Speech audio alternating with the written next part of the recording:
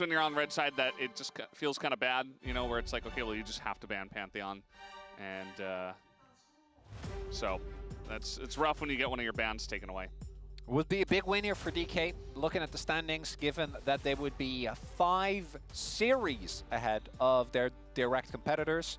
And then for DRX, if they lose here, they will be a possible 2 series behind BNK, behind Bro. Even game wins matter, because right now they're a 2 game score away from their next opponent, which is BNK, or next in the standings, basically.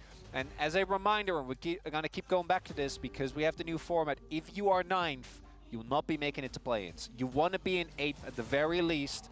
So for DRX, even a game win would be very, very big, as we do see Pantheon Vi. Yeah. Varus taken away. I'm with the guys in that, as was highlighted in the space. I think the Vi is definitely able to play around.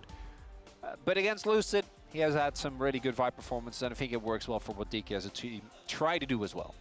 Yeah, a lot of focus on the jungle. It feels like nowadays, outside of Varus in the first set of bans. Also, Azir is one that stands out, but there's another jungle ban in the Trundle. The Poppy, currently 4-0, has only seen excellent performances. I think a lot of those were actually in Legend Group, where it feels like the teams have to ban other things, and then the Poppy sneaks in Game 2 or Game 3 of Fearless, and often gets a lot of value. But with Trundle gone, you know, tanks back on the menu. It's also a big win because it means you can't blind Trundle yourself, which teams have been doing, and which fills me with white-hot rage every time. Yeah.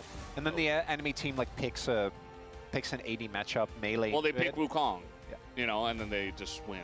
So Wukong, another very winning jungle champion nowadays. Might be prioritized here as well, actually. Azir, the other big one, but no, it is indeed that B1 Wukong for Sponge. This highlighted player that I think DRX really rely upon for their early game. Teddy is their mid to late game weapon. Sponge is what mainly gets them there. Both the laning phases of Yeo and Rich aren't really anything to write home about. Andil can be good in early skirmishes, but we've also seen him have some really rough performances. You know, Andil actually might be able to get some revenge against CV yeah. Max, his old coach, you know. Very true. That's a cool storyline we got going on there. Thinking about the Xin Zhao, seems like kind of the obvious next tier list pick in the jungle. Wukong feels pretty decent into Xin Zhao because you can just hop straight into the circle, and if he's out of position, you can really punish him as Wukong. So, yeah, I just feel like it's a really strong pick regardless, the Xin Zhao. Yeah, you're just picking it mostly for raw strength, as you highlight. I think the team fights, and it slots into any composition. It also, pre-6 is way stronger. That's the biggest advantage I think it has. If you get into an early scrimmage, which, let's be real, both these teams could see a second Scuttle Crab fight and be like, what if we just flip the game? So it's probably going to happen at least once in the series. I do think that Xin Zhao works really well with that, as this is technically a flex pick, the Aurora, with the Gwen still open. Could be flexed to Xiu. If Showmaker wants to go for something else, you could go Ahri here. We've seen Ahri a decent amount in the Talia because you can circumvent. And then you have 2 really strong matchups. Ahri Xin Zhao is also a very strong 2v2 or 2v2 duo. Yeah, and Azir wide open, not the best pick into Talia, but you see, like, Xiu's got this face on. I think they are going to flex it. Or it's just, yeah. Oh, the TF. I like it. Why not? Showmaker, why not? Showed a wonderful performance on this, has a world skin on the champion for a reason. And it works with the DK style as well. As the Aurora does indeed go into the... I feel like that's kind of a... You really walked headfirst into the trap, DRX. This should not have come as a surprise, because Xiu is one of our most consistent carry players when it comes to particularly, I think, the bottom half of the standings in the Rise group. And we have seen these matchups, and it is nigh unplayable for Gwen. You just don't really have the tools to get on top of the Aurora consistently. Anytime you try to dash forward, she has multiple ways of getting out. And if the spacing is even remotely okay, which, again, it's Xiu, I don't think it will be a problem. You don't even really have the normal Gwen caveat of we outskill, because you never get on top of her. It doesn't get better. Yeah. Did not feel like a very good choice. We do agree here on the caster desk. Maybe should have just slammed the Scion. I wouldn't have hated it. Scion would be fine. I mean, you'd get bullied a little bit early. You'd get Ambessad probably in that scenario, which... That's fine. That is fine. No Trundle available, as we mentioned before. The Alistair ban makes a lot of sense. And with no AD carry picked for the side of Teddy and for the side of Aiming, we are going to see a couple of AD carries taken off the table here. Lucian and Kai'Sa taken away. Oh, so Is it an Ezreal angle? it might be. So Comfort taken away for Teddy. And also champions that I do think have a lot of built-in safety, right? Easy ways to get away from the Aurora, to get away from the TF. Ezreal does remain open, but I think Ezreal, especially post-Nurse, have not been nearly as consistent. They could also slam Ezreal themselves here, which the Kai'Sa ban would make a lot of sense if you take that into account. And that's what I was thinking. it's safe into what DRX have as well, right? A lot of counter dive with just the Ezreal. Well, CV Max is going to make his voice heard here. He says, well, you're going to do this, and you're going to do that. And it's going to be Ezreal. I mean, the bans line up for it, right? The Lucian as well can bully a little bit early on. And thinking about it, I mean, another choice would be like maybe Sivir. I feel like Sivir could work well with this composition, but looks like we're going to be locking in the Ezreal. Maybe an MF here for Teddy. Could work for a lot of laning pressure. Can go like, what, MF Rel? Wouldn't be too much of a surprise. Alistair is already taken away, which is one of the big counter picks we often see. And then we might end up with Barrel's Braum as a closing pick here. Braum, Ezreal's pretty decent lane. You have a good amount of pressure when it comes to the early skirmishes, especially with Or Zinzao. like Renata? I wouldn't hate it. The whole comp is going forward. I do think Ezreal Renata feels kind of bad. That does feel kind of bad. That does not, but Zinzao, I think Zinzao is good. I just feel like Braum kind of stands there and he's like, okay, well, you're all in my backline and I can't do anything. But it is kind of like the LCK staple in this situation. It's also, I think it is really good at 2MF, right? Because you can block so much over damage. And they are mostly melee comp, so I think Braum will always get good value. I'm not super excited about it, but I think it does make sense. Because we do have I think DRX actually just going for a straight up Team 5 comp. I'm not a fan of the Gwen. I think that one was a bit of a mistake. But the rest of this comp, when you're struggling, pick a Team 5 comp. It's very clear what you do. You go in with Rel, follow up with Wukong, you layer your damage and your CC on top. That's it. That's the whole comp. And DK, that's a 1-for-1 comp if I've ever seen one. Yeah, it definitely is, and I wouldn't put it past CV Max to try to get his team to, you know, try stuff on stage and just really hone in on, okay, well, we're just going to practice this, essentially. And it's not going to be the first time we're seeing the TF out of Showmaker. He is really the only mid laner who's consistently picking this up multiple times in a row. And, I mean, again, as you mentioned, he's got a world skin on it. He is fantastic at the pick. It does feel pretty strong in certain situations, but we'll see how much value he can get in this game. It's so cool. I watched back 2020 Worlds, and back then you just teleport to top lane like level 4, and they would just dive. Nogiri would just have 2 stacked waves. You could just TP to a minion and just dive someone and then go back to your lane. Crazy stuff, Valdez. Well, you can now, but you're just really slow. I don't think you can. I think you missed like 2 waves and 15 plates, brother. Yeah, it's not very viable. Anyway, guys, we're ready to go. Let's hop into the for game number 1.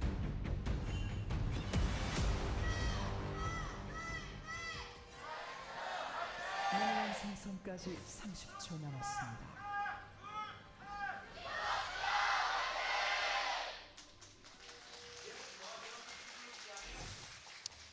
Here we go, Chronicler, game number 1 of match 101. Oh, that's cool. I like that we're in the hundreds now. It feels right. It does. It feels cool. I was wondering, what in these 2 groups is the most essential, like, the core of a Legend group match? The most Legend. I think for the Legend group, it's Gen G T1. That's very obvious. That's very obvious. That's the first thing that immediately came up. So for Rise, Bro needs to be involved. Yeah. That's a no-brainer. But who does Bro face I mean, there's a lot of different things you can take from the Rise group, right? Yeah. We talked about the culture, right? Yes. The culture of Rise group teams is sometimes it's passivity, right? You think about Bro, you think about DNF. Bro needs to be in there. Well, yeah. That's because they embody both the memes and the playstyle. Yeah, and sometimes it's the chaos, right? Like you think about BNK, Yeah. think about DK. They're another team that's just willing to kind of throw it all away for fun.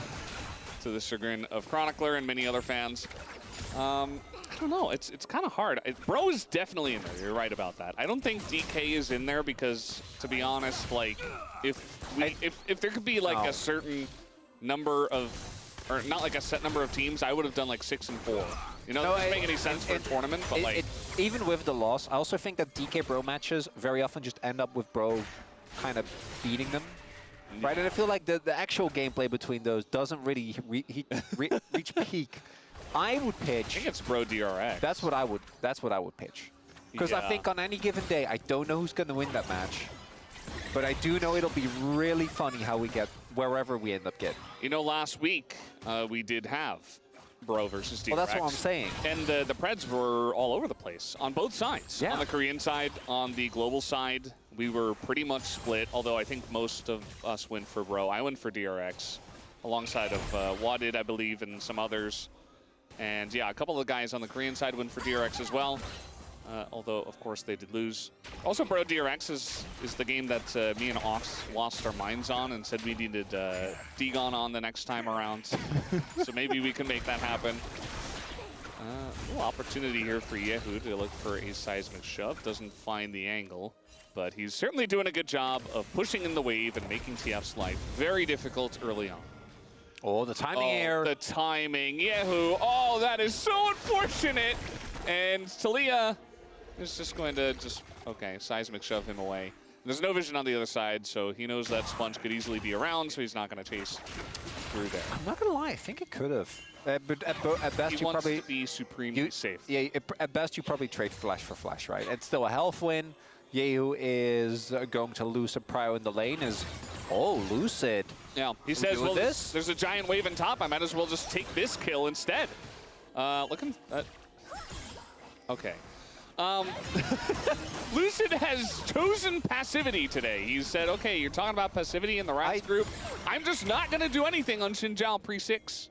I'm not going to lie, though. I don't know if that dive, especially with Flash, I don't know if that dive really would have worked. Because I think coming in, Rich was relatively low, but I think he both dinged for and he took his pots. So it actually healed a decent amount, and he had a full Q stacked up. Yeah, but Chronicler, I know this is the LCK, but like, our junglers will send it a lot of the time. That is true. Like, if there is a role, I guess maybe support is also, it's jungle and support, right? Like, we've seen Lucid go on those plays so many times, but it's obvious that he's trying to play a bit restrained today. So the question then becomes, is the loss in farming time for Lucid worth the damage that he did to the lanes? I'd argue probably yes. I feel like it put both Yehu and Rich in a bit of a tough position. For Rich, it doesn't matter as much as we do have the lane swap come through. I think Shiu is a lot happier with this, even though he's not in the counter matchup, where obviously I do think he is able to apply the most pressure. They haven't lost any minions due to the swap. And I don't think Rich really gets to play the game, and he also went Grasp. So, like, you don't get to Shiu does not get to die here, though. That would be quite bad. I think he's fine. But yeah, so you're giving up Drake. You are taking Rich out of a bad matchup, but let's be real. I still don't think the situation is great. I guess they'll swap now here, but they get Dragon for it as well. I think you take that if you're DK. I think you're pretty happy with that whole sequence of events. Yeah, for sure. I mean, first Drake Ocean, always something we talk about is very good for the lanes. Going to make Showmaker's life a lot easier. It's going to make the guy who gets swapped on's life a lot easier, for Shiu in this case. Although, as you mentioned, they did swap back. It was looking like another swap from the side of DRX, but now we just see that Teddy, he went towards bot, and now he's going towards top. So he reneged on saying he was going to go bot. And mid is just fine. I mean, yes, Showmaker did fall behind a little bit, but he got helped out by Lucid's little prank. little gank that wasn't really a gank. And yeah, he's doing just fine on the TF. Generally, we see the TFs, you know, once you get a couple of items, once you get that catalyst, you just kind of sit back and essentially farm, and you just get ahead naturally because of your passive, and you feel very good about it. Hasn't really been the case yet, so we do see the bot scuttle being taken here by Sponge. Sponge has been able to just kind of consistently farm. We might have a fight here. DK really has changed, man. What is happening? What do you mean we're not flipping? What do you mean we're walking back? But they do actually need to fight. It's something I do want to highlight. I do kind of worry for DK if they don't take any of these fights. Now, I don't... Yeah. We're talking in the next, like, 15 minutes, right? I don't think they're on that tight of a timer. But it is something that is worth considering, is that if they don't do anything and they just sit there and kind of wait and skill, I don't know if DK have enough finesse to actually execute a comp like this when we get to, like, the... Because I think this comp is not that hard for the first 20 minutes when everyone's still in their lanes and the game state is kind of rigid, and you get to just use your TF. You have really good side lanes, I think. Most of your lanes are winning, as we can see, when it comes to the matchups. It really gets hard once we get to objectives that are up, once the side lane pressure actually needs to be well executed, you're deep into enemy territory. Yeah. Also, the main thing that CV Max talked about in his interview was that they did not play well on objectives and in team fights in general. They did not. We have drafted a comp now that's it's not easy to play well in team fights and objectives. You know, it has a certain level of difficulty, as Chronicler was talking about. So definitely going to be something to look forward to. Maybe this is just another composition to help practice that exact thing, as we do have a little bit of a skirmish here. Not really amounting to too much, though. No real action, as it is going to be two that do go over to DRX, though. So slight lead for them in that facet, but I mean, the Grubs, not really a big deal. Like, yes, the 1-3-1 comp would like to have two, but it's not the end of the world if they don't have two. Looked like Showmaker was getting pushed in, and Amy and Barrel were also pushing in the wave aggressively, so they will have a little bit of tempo here, but it did cost them a grub. DK stacked the early dragons, though. We have Ocean and Infernal, still a good amount of very valuable dragons available. I think this also is a type of comp where you can actually get a good amount of value from many different ones, as we still haven't seen Showmaker really leave his lane, as his gold card did time out at a very unfortunate moment there. Yehu, Yeah. not too bothered by this.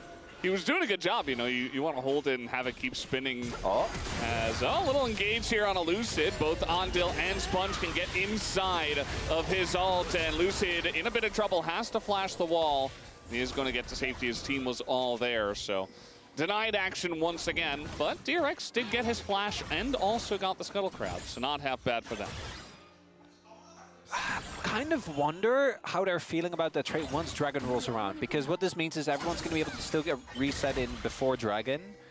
If Sponge and Ondil don't have their ult, is that worth Lucid not having flash and Showmaker having used his ult? I'm not 100% sure. I think the DRX comp this early on is a little bit more reliant on having those big AoE teamfight ults when it comes to the fights. If they can contest for Drake, I think this is fine. But using those resources, not getting Lucid, and then not getting the Dragon and allowing DK to stack the two, I think could be a bit rough. I do think that with a split push comp like this, which, again, it can team fight, but with a TF, and I argue with Aurora as well, you always want to try and at least play for a good amount of laning pressure. Having early Drakes gives you so much more that you can do. Because you can actually push for inners, you can actually look for cross maps without really feeling too pressured. As Barrel is gonna go in for a little bit here, but it does look like, as we expected, Showmaker probably gonna finish his Roa, TP in. Lucid looking to start up this Dragon, and I don't think that DRX can really contest. I mean, he's right on the vision. He's like, yeah, you guys cannot contest. That is what Lucid is saying right now. That is what DK are saying. We do have Sponge on the way. No Cyclone. And Shiwu has TP, and Rich does not. We're going to have the Rel ult here in 5 seconds, so that's an opportunity. I don't know if they should contest. Also, Lucid's ultimate is almost up. All right, well, they're going to contest. As in we go. That is a big combo, but the Braum value comes in for the MF, but still a ton of damage done to Lucid, as he is going to die to the final rock from the Talia. First blood goes over to Yehu. And now DRX in a pretty good spot. Blast forward, though, from Showmaker. Wants to get the kill. And even though the man advantage goes over to Yehu, and DRX, oh, the cards! Not quite going to land. And with the amount of damage that is done, it looks like DRX can't quite stand the dragon. Nice execution there, though, by DRX. I think catching DK off guard, even though it was very telegraphed that this was coming. As we see, I think Showmaker a little bit behind the play. The collapse onto Lucid here, as we know, doesn't have flash. He doesn't die immediately thanks to Barrel, I think does actually make this whole sequence slightly playable. Imagine now if Cyclone, as well as the Rel were available there, could have been a complete disaster. But instead, looks like this whole sequence will end with just a kill. Nothing more. Yeah. Or as the Rel ultimate was up, actually. As Yeah, I think, he did use it, but it was like, you know, if it was in tandem with the Cyclone, it would have just been game-changing. Like, yeah. It could have been 2 or even 3 kills on top of it, so. Yeah, I got fronted by the timer. The point still stands in terms of the ult timers, but... no one gets Drake. I think DRX pretty happy with that. DRX are happy. You know, in terms of where DK could be happy, it's definitely that top lane. I feel like, again, DRX really just ran straight into this. Maybe it's comfort for Rich. Maybe they knew and they didn't care. But I don't think that the Gwen is going to have a very happy time. We have seen some Gwens, you know, she can be a teamfight menace even if she does fall behind. So maybe Rich can get that going. As DK is going to start up the Dragon on Vision again. They say, okay, we're doing the Dragon, guys. There's nothing you can do about it. DRX say, yes, we can. Can they do? Well, Might be too late. That, as looking for the yellow card, not going to come through. We do have the Cyclone this time, as Lucid just kind of stands there, tries to turn it around, goes in, but now he's going to go down. We got a TP coming in from Xiu, as this fight from VK not the best, as Xiu is just bouncing around, trying to dodge the MF ult, but he's alone. As he flashes away, looks like he barely will get away, and now the poke is coming out from Aiming and Showmaker. Looking a lot like the last fight, actually. Only 1 kill going over to DRX, but this time, DK got the Dragon. A lot of nail-biters in this one, Velvis, as DRX again win the fight. The DK get the Dragon. If that's a trait that's worth or not, I think is too early to say. But the decisiveness of DRX, actually, I think a really good thing to see here. They are a lot more on the same page, because I think this 4v4 in theory is playable for DK. But we have Barrel kind of like, I don't know, like zoning off an MF that doesn't join until much later in the fight. So they can just collapse onto Lucid. Feels like DK is trying not to get wombo comboed, but as a result, is not really in the best of positions. The fact that Xiu lives here with the double back and forth is really cute. Is there actually, I'm not sure who it was, but someone walked in front of that Mystic shot, which definitely would have killed. I think it was Ondale that walked in front. Nicely done, otherwise it would have been a 1-for-1 trade. Yeah.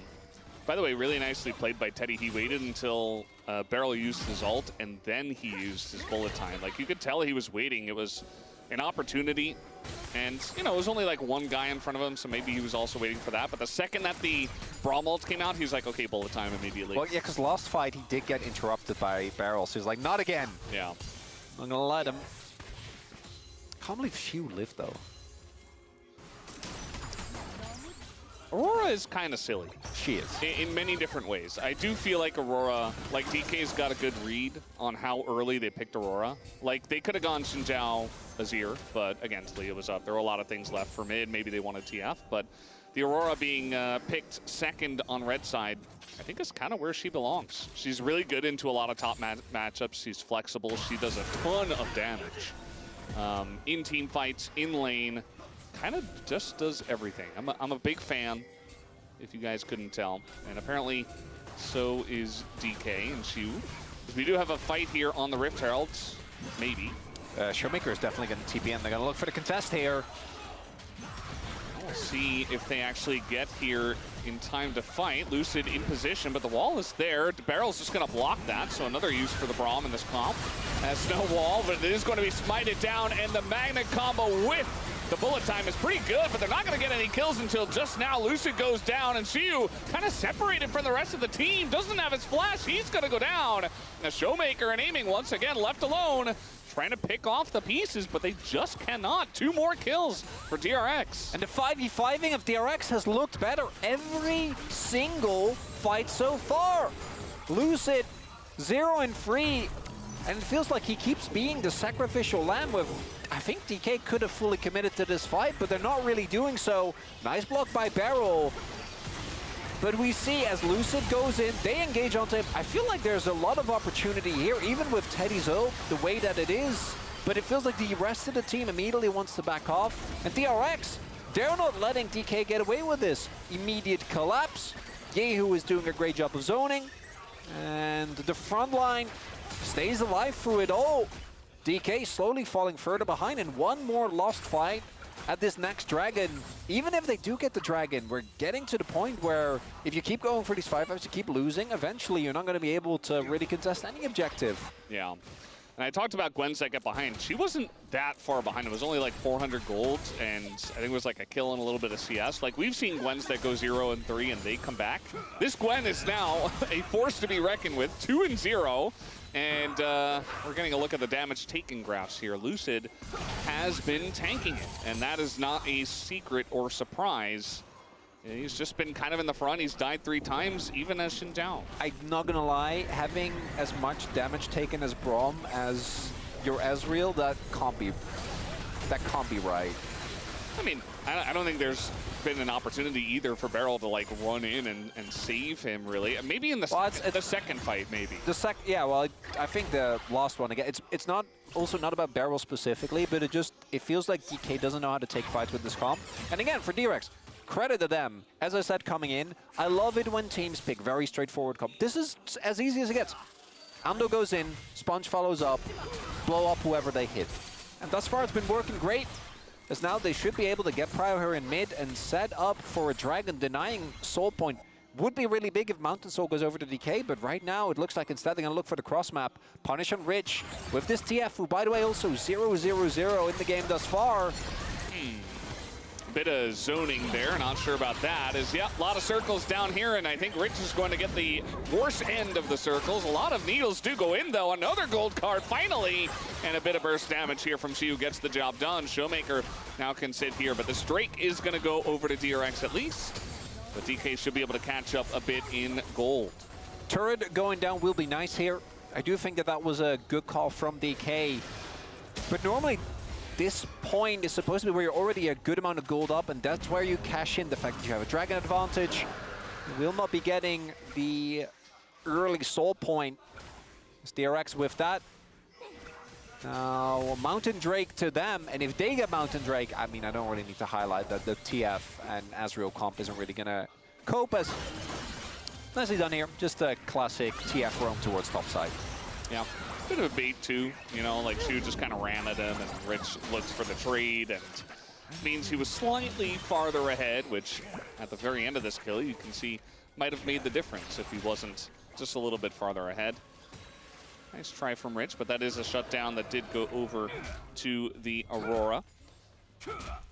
So kind of an even game at this point, but as you mentioned, definitely some pain points here for D plus Kia, and DRX are looking good. Feels like they have learned a bit more after what has happened in week 1. There's also a 17 game score difference between these two teams.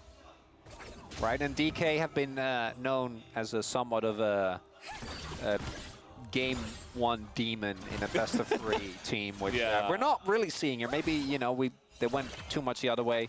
I also don't think that the game is lost for DK necessarily, but given how the game is so far played out, I think DRX are going to be feeling great. You have, again, composition that can very easily force team fights. I think DK have been fine in their objective status, but not great. And the fights just haven't looked really very good at all.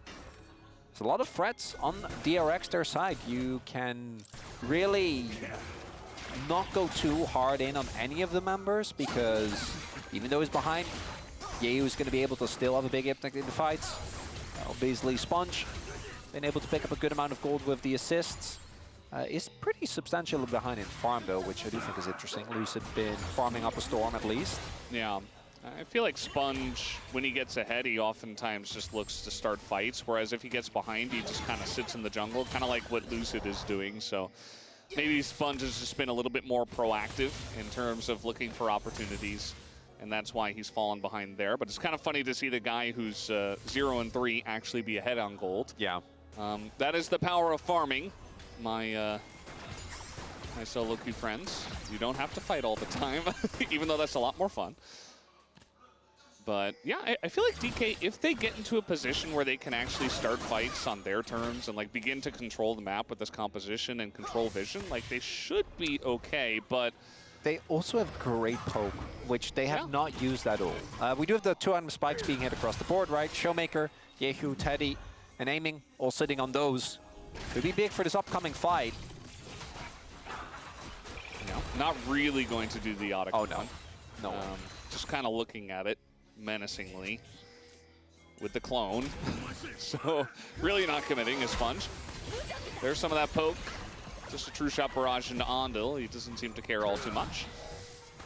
And the Dragon is up in 2 minutes. So this is really just a lot of posturing around vision, around the Otacon, and especially the vision. Look at these 2 control wards that DK are holding on to for dear life. They're like, nope, you will not pass. This is our line of vision. You do not get to break into this. Chio has taken a little bit of damage, but I'm sorry, Sponge. Actually taking down an Aurora is a tough task. I think looking like, what, Shadow Flame second here for Chio would be big if he can finish that before the Dragon fight. That I'm sure will be imminent. Yeah. This line of vision finally going to be cleaned out, but the timing of it is important, of course. Barrel did go back and bought, you guessed it, 2 more control wards. Definitely famous for this. At least he has his item of the locket. But yeah, he needs to have that line of vision ready for when the Dragon fight actually happens, and that's exactly what he's doing now, or at least trying to do. And Zondel is back. We'll see if and which 2 item spikes are going to be done. If it is a straight up 5v5 though, I think that DK need to either catch someone in transition, if we do have, say, Rich coming in from a TP angle, or in another way use the knowledge gained by the TFO to try and ensure that you actually don't just have happen again. Because Lucid's the only one that can realistically step up together with Barrel, but we've seen what happens if that does. They just fully commit onto him. And, if DRX use all their big wombo combo ults, no one else can really walk in. So they need to be a little bit careful with that, as we do see the Shadow Flame being done. I don't know if Lucid also finished his cleaver, but that would be big, as the fight, I think, is imminent, and this is going to be a game-breaking point here. Is RFC done? Yeah, RFC done is gigantic. The boots purchased here for Yehu, but that's not really a full item, so Showmaker a full item ahead at this point. You can actually use Otacon as a zoning tool as well, right? If you keep him aggroed while you're doing the Dragon, it can be hard to kind of chase through, as mid lane Prial will be fought. DRX? I think they want to force a fight, right? They're looking to turn. They don't really have great position on it, though. They're kind of like sitting behind the wall and pulling it out, and it's not really... Okay, well, it's going to just reset. And everybody's taking a bunch of damage to their resistances. Now, Shield did get poked out big time. Yeah, and he doesn't have TP, so he's going to have to go for a base. This might be the opportunity that DRX were looking for. I mean, he can't base if they want to fight for this. He is going to stay, so it looks like DK... Oh, just flip it? Just gonna flip it. We got a wall in here, but that's not going to stop Lucid from being in, as now the Gwen's going to go forward. Ondil nearly dies, so no engage from him, and now the combo comes out from only Teddy, and there's a ton of damage being done here by DK. The Otacon did go over through the side of DRX, but now the gold cards are flying, and it looks like Yehu will bite the dust as well. 2 kills for DK, and only the Otacon to show for it here for DRX. DRX, I think you're in a good position, but that call I'm not a fan of. Getting Otacon just isn't worth losing the fight, losing a turret, and losing Soul Point. Feels like we've seen so many teams. There was a time where doing this with Otacon, getting it and lose it was worth it. But I think this Otacon is... Months ago. It's a long time. Ondil just gets poked down, and it actually is, I think, the power of that TF and the RFC, even though they do actually get it, as Shio also laying down a nuke with that Aurora. Shadow Flame doing a lot of heavy lifting there. a lot of it does come down to the fact that DRX, you don't have resistances because you've been taking Otacon. So your front line isn't nearly as beefy, and with that, now soul point there for DK. Not a win enough to break the game, but definitely a big swing here in DRX. I think if you actually hard commit on an engage there, have either Sponge or Anvil Flash go in before you truly get shredded by the objective, I think there could have been an angle, but instead, big win for DK. Yeah. This is why every time we see Otacons being started up, we're like, I don't know, because we've just seen this happen so many times in the LCK where teams just can't seem to figure it out, and it is unfortunate. If you play it perfectly, like, there are definitely ways to bait your team in, as, speaking of which, little bait on Elucid, who desperately wants a blue buff, and he'll get it, and then die. Now we got a fight here. Teddy is going to be poked out by Showmaker, but now he's in a bad spot, trying to run away. He's going to go down. That's a shutdown here, as Ingoshu, desperate for a kill, just giving himself away, and gives the kill to Teddy, too! With the Baron available, DK just say, here, take 3 kills. Not just 3 kills, that might be Baron as well! Look at the fans, they're like, what the hell was that? Look at the faces of DK, I don't think they know, but DRX say thank you very much. Gold lead evaporated, and they talked about this. If someone's jaywalk, just let them jaywalk. Just leave. But DK, they couldn't help themselves. And that's Nash going over to DRX. I think this is one of the replays we can skip, but we are going to have to look at it as, I mean... We knew. What is happening? Why is Showmaker TPing behind every... They cannot, even though it's your jungler dying, they cannot do Nash if everyone else is alive. As a nice sidestep by Teddy, but also Shiu Y. I don't know. DRX, credit for taking the fight. But that was definitely a big unforced error. Multiple even from DK. Now the Rebel Baron power play for DRX. Gonna give them hopefully a decent amount of standing gold. But more importantly, it leads perfectly into the Dragon. And I think a soul point would have been game over if that had been gotten. Let's look at that Goldcraft. That's culture right there, Valdez. This is the culture. This is what we signed up for when we had a Legend and a Rise group. This is the culture that we get in the Rise group. The back and forth gameplay. We just wanted like a kind of like an LPL group, right? Where it's just all over the place, nothing really makes sense. And that's kind of what the Rise group games have looked like. It's back and forth. DK are like, here. Yeah, and you know what? I think some, especially the good LPL teams, get a way worse rap than they deserve for when they pick their fights. In this case, though, these fight decisions are not. They don't hold up to scrutiny, Valdez. I'm not a fan.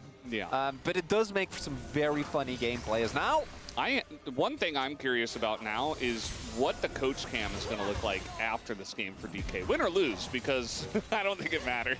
Because CV Max will not be happy. There was a lot of decisions that I think will have us quizzical. Both individually, as well as when it comes to the team decisions by DK.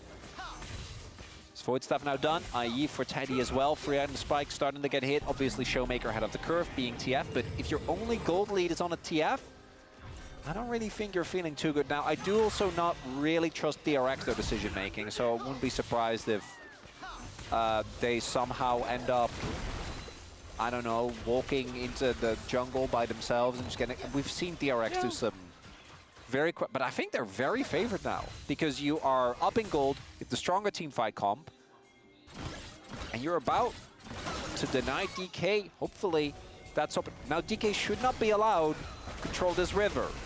I want to reiterate that. Well, DRX maybe looking to punish them just a little bit, not overcommitting, but we do have the TP coming in. I think maybe you trade for the inner here if you are DK. I think that with the Baron buff still up, you don't really want to try and retake control. Barrel doesn't have TP right now. We'll see if he has it in his spell book, but looks like instead we're just gonna take the luxury of having free Drakes. But I like the response from DRX. Yehu has already made his way over to answer this topside wave.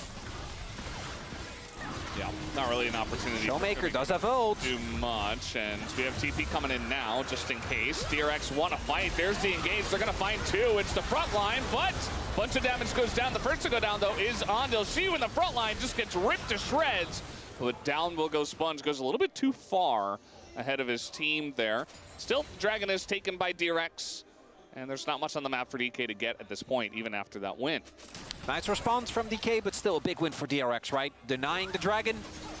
And Andil, as we do see, I think Rel is really reliant on actually engaging to not get blown up immediately. Engage isn't quite there. Lucid gets taken out of the fight immediately, but because there is an Aurora drawing a lot of the attention, plus both the Wukong and the Rel kind of went ahead of the rest of the team, they can just pick them off.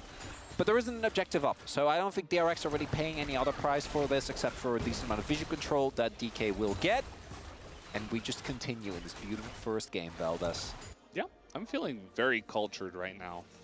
I am absorbing exactly, all of this culture. This is exactly what we wanted and what we needed, and what I think DK fans hope we wouldn't get, and DRX fans are like, looking good. Yeah, 2 Drakes, we got Otacon, we have a team fight comp. Yeah. Now, but again, I forgot which play it was exactly, but I know there was a single DRX play. I think they like tried to collapse on a Nidalee. That did happen, that broke Ox. Remember that? There was a specific sequence where DRX just like, I think they like walked into a mid-wave. I mean, that makes tried sense. to collapse onto something, and it just Yeah. lost them the game for no reason. That did happen.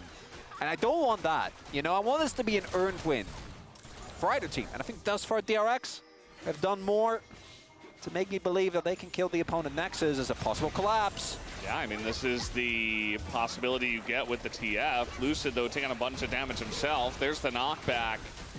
And he's going to rely on Barrel just a little bit to save him. No pick will come through either. A little denial of the back. But again, just trying to set up vision around the Baron, I suppose. Rich, level 18. And Shiu just level 16. So the Aurora not really paying off right now.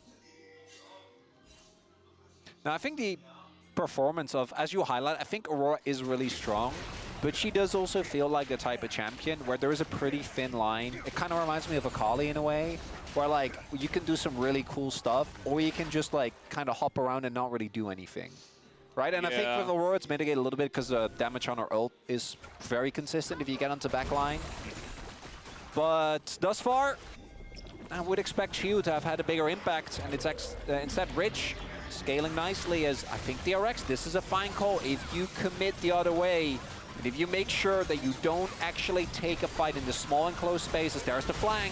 Yeah, there's the fight as they get on in the front line. It's just burning down. Lucid with the Southern Sky will survive for a little bit. Shiu finally gets here with the Zalt. Not really going to do enough. They're trying to get on top of Teddy here, but they're going too deep for this once again. Reminds me of a certain different fight we had earlier on in this game, but Aiming is really the one guy who's the savior of this team. Unfortunately, Yehu is a bit more fed, and no knockup is going to hit, but Barrel will still bite the dust.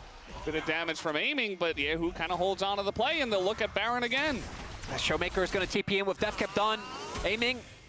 Does his ult find the mark? A lot of damage! Oh, Sponge. I think they're fine, though. Andil can engage as well. And this is just gone.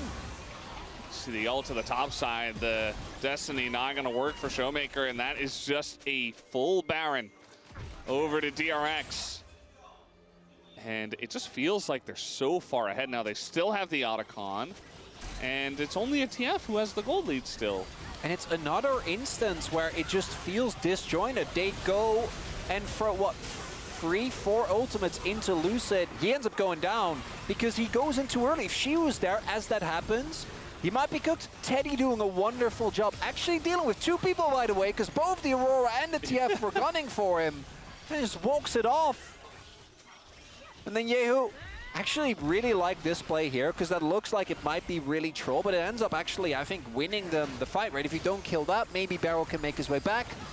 Not going to be the case, and I think that must be the nail in the coffin for DK. I think DRX have done it. This also leads into, again, 3rd Mountain Drake for DRX. Yeah, I mean, they're trying to set up for it, but again, the poke damage is there for DK. That's something that DRX really have to be careful about. Showmaker is still a big deal. Yeah, I mean, he just got death cap, so now he actually is starting to do damage. He couldn't go Majai's in this game, obviously, but still, death cap is going to be even better. It's DK that have set up. If they can get this dragon, it would still be big. Yeah, if you keep tabs on Ondil and you poke them down and you don't get caught out, like, DK still have a chance, even with this gold deficit. There are opportunities. Poke is hitting. Ondil's low. They have Sponge as well, though, as a secondary tool. All right, Luce is going to stay on the left side of the wall here. Shiu gets a ton of damage done to him. He goes down without doing anything. And Lucian as well, just going to burn, and the damage from DRX is just too large. And DK cannot handle it at all. DRX win the fight again in a huge way. I want to see that damage done from Teddy. Jeez. Making MF look busted. All right, this is why we keep seeing the pick. Lucid dying with flash up.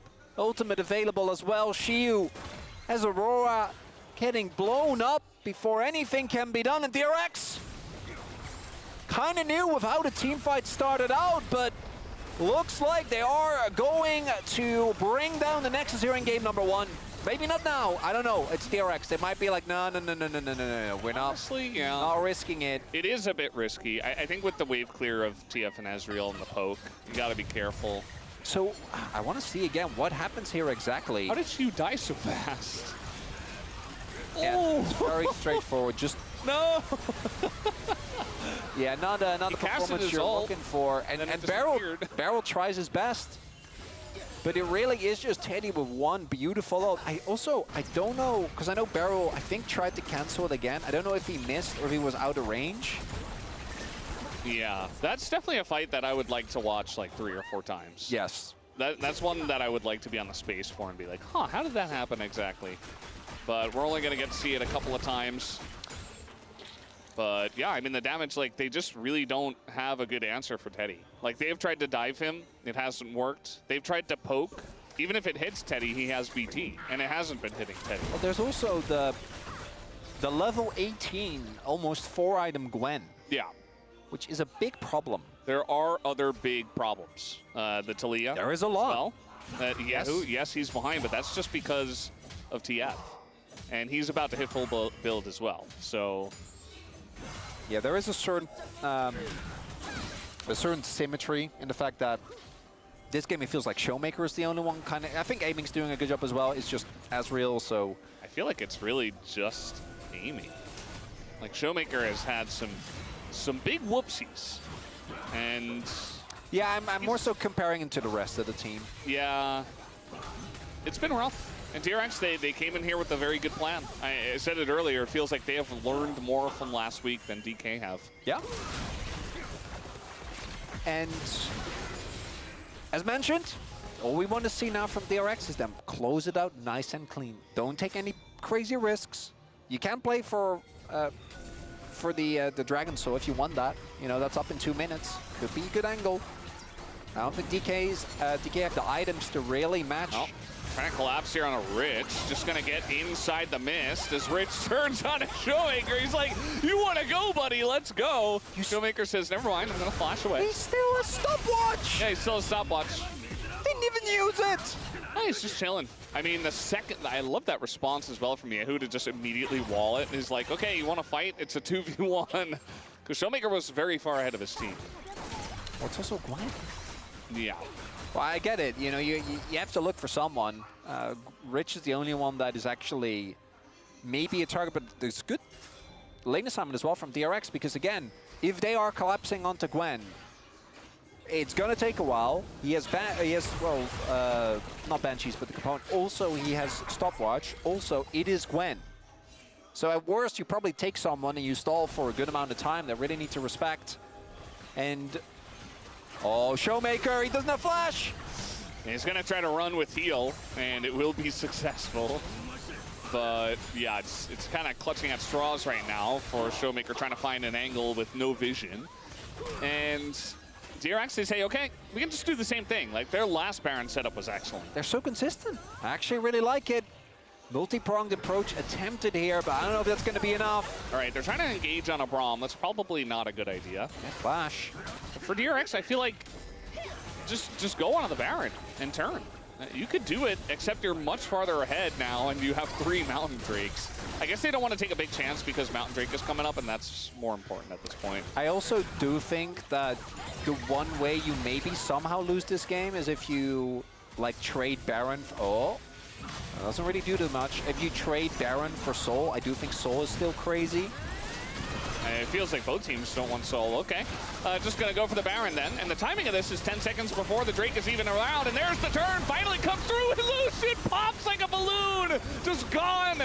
And is now 0-7, and they don't have a jungler. As down goes DK in this fight in a big way. DRX, once again, super clean. The engages from Mondil's Rel have been excellent. Showmaker trying to push mid. And, well, he's gonna do a bunch of damage. But I don't know if he's getting out of there. And now we got a little fight trying to get on top of Sponge. As that is a bunch of damage coming out from Aiming. That's a kill. But Aiming's got to go on to everyone. Teddy flashing in. Just going to take him down. And Aiming slowed up. Going to get stunned up multiple times. And it looks like he is Ezreal, so he gets away. But not very clean. Getting a little silly with it. But it looks like DRX still undisturbed. Win the fight. They get the Nash. Soul gonna go their way as well. And slow and steady wins the race. As for literally, what, the 7th time? Yep. We just have a full turn onto Lucid. Clean. And he just dies. And, I mean, there was a control ward in there as well. Like, they saw where Andal was standing, but, like, somebody, the jungler, Lucid, has to stand forward to try to contest the Baron. Otherwise, you just lose it for free. So kind of a lose-lose situation for him. And another super clean engage from Mondil. The lose-Lucid situation not quite working out. Showmaker, instead of seeing that, because there wasn't an angle, right? His jungler died, just goes mid, tries to maybe look for something there. At the worst, clear the wave so that technically the Nexus doesn't go down. Okay, DRX, I do want to highlight. There's also Elder Flip, okay? Like, don't somehow. And again, I want DRX to win this game because I feel like they've earned it. And yet, a part of me still worries because I feel like we at this point can just run. You have 4 Mountain Drake Soul. Just run mid. So there's an open highway to the Nexus. They can't actually damage you. Yeah, the Gwen has like 150 plus armor. You can end it, DRX. With just the Zhonya's. You got this. We believe in you.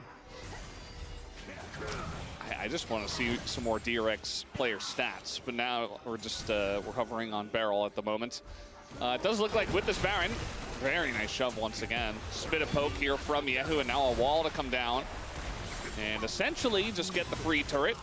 And very safely at that, you know? They could have just kind of bulldozed their way through, but gonna utilize the wall to get it done. Teddy's gonna chip away at the inhibitor with the cannon minion. And Rich is in mid. Same lane assignments. You're not collapsing onto Rich. It's not happening. With Sonya's and Banshee Veil. You're just not killing. It's not a thing. Not at this point in the game. As really just waiting for DRX's engage. Slow and steady. Yeah. 2 inhibitors down. All right, let's go back and go to bot lane. 45 minutes in, we got tons of time to spare. Not even close to the longest game. What is the longest game so far? Okay, I'm, you know, I don't want to point fingers. 50 minutes. But there is one man that we know loves long games. Teddy's back. 45-minute game. Coincidence? I think not. No, definitely not. Look at the poke from DK now. Doesn't even like. Well, they have double Banshee. It doesn't cut through any of the shield. Double Banshee Veil for the APs. Yeah, and Wukong BT has Clone. Rel is Rel, and BT for Ammo. Yeah, Death Dance as well for Sponge. Yeah. Yeah. Yeah. The game is over. The Nexus might not have fallen. But they're going for the cultural victory, you know, not the fight victory. Exactly, yeah. Just sitting back, you know, they got like 8 cities. They're like, okay, gotta build up that culture. We got a nice little wall here, and it is going to be blocked by Barrel. I gotta give credit to Yehu, though. I think a really good performance on the Talia, not the main character by any means, but a lot of the follow-up in these fights, I do think, came from him. We really are going for the cultural victory here, aren't we? I mean, they did run out of the Baron. Well, no, because you don't. They have to get Nash, and they turn Nash into Nash and Elder, and then you win. So you have to build Exodia. Well, my only issue with this is that we are just, like, the Mountain Soul, I think, makes this a done deal. But this gold lead is not going to matter for much longer as everyone just hits full items. Yeah. I think that you have Mountain Soul, so I'm not worried for DRX whatsoever. But, like, if they didn't have Mountain Soul or was any other soul, if this was Camtech, this is where it started to get worried again. Because now we're like, oh, what if we flip Nash or Elder? Oh, it could happen, yeah. For sure. I mean, if the game goes long enough. We've seen this, Valdez. That's why we're afraid. Yeah. I mean, right now, looks like actually she was ahead on items on his opponent, even though he's down 2,000 golds, because it looks like maybe Rich wants to buy him a Jai. He's not 100% sure about that.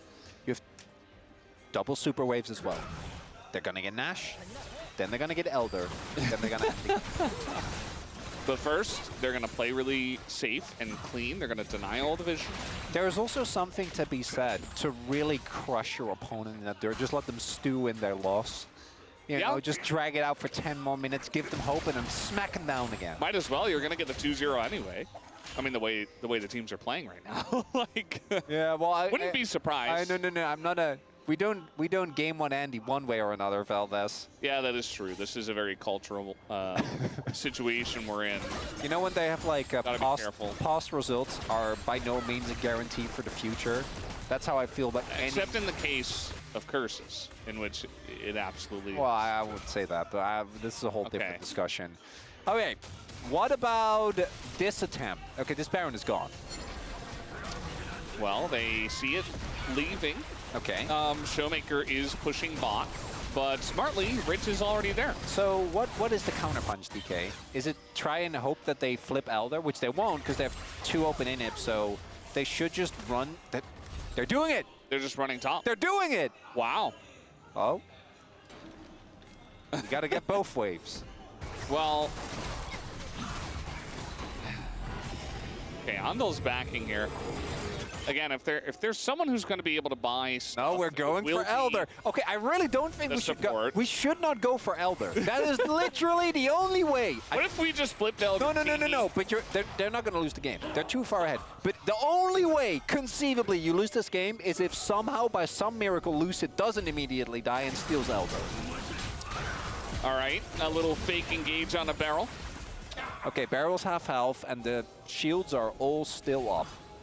I still don't like this, Valdez. It's okay, they have an ocean drink. All right, the engage comes in, and it's Lucian and Barrel again. They get caught up in this, but they don't get the kills. Now they're going to get the kills. Okay, just a little bit delayed.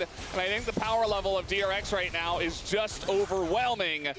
And, yeah, DRX, they get a couple of kills. No jungler. Just take the Elder now. Oh, Barrel with the second smite, not going to find it. Showmaker, I don't think he can make his way in. If you give him 8 seconds? Nah, not gonna happen. Okay, Exodia completed. A minute and a half, DK. She was pushing mid. It's fine, just hold that for a minute and a half. Oh, no. Okay, they're gonna try to end. Okay, but there's 2 people. There are 2 people and no Baron! And they're playing... Baron! Okay, well, I mean, that was their last choice, right? They have to try something. That was a nice little gambit here from the side of DK. It's not going to work. It's very funny, though. They're just going to fight here 2v2. Yehu's flashing. Get him! Get him, DK! Get him, Yehu! Yeah! Okay, not going to happen. GG, DRX take down the Nexus in about 49.5 minutes. A barn burner of a game 1. And DK just can't seem to figure out that comp at all. This is the type of game think pieces are written about. We have to discern every level, every layer, every hidden meaning, Valdez, because I can tell you, I have no idea. What was Lucid thinking? No clue. What did he mean by that? What did he mean by any of it? I don't know. It started off well in laning phase, but the Shio Aurora, not doing it for me.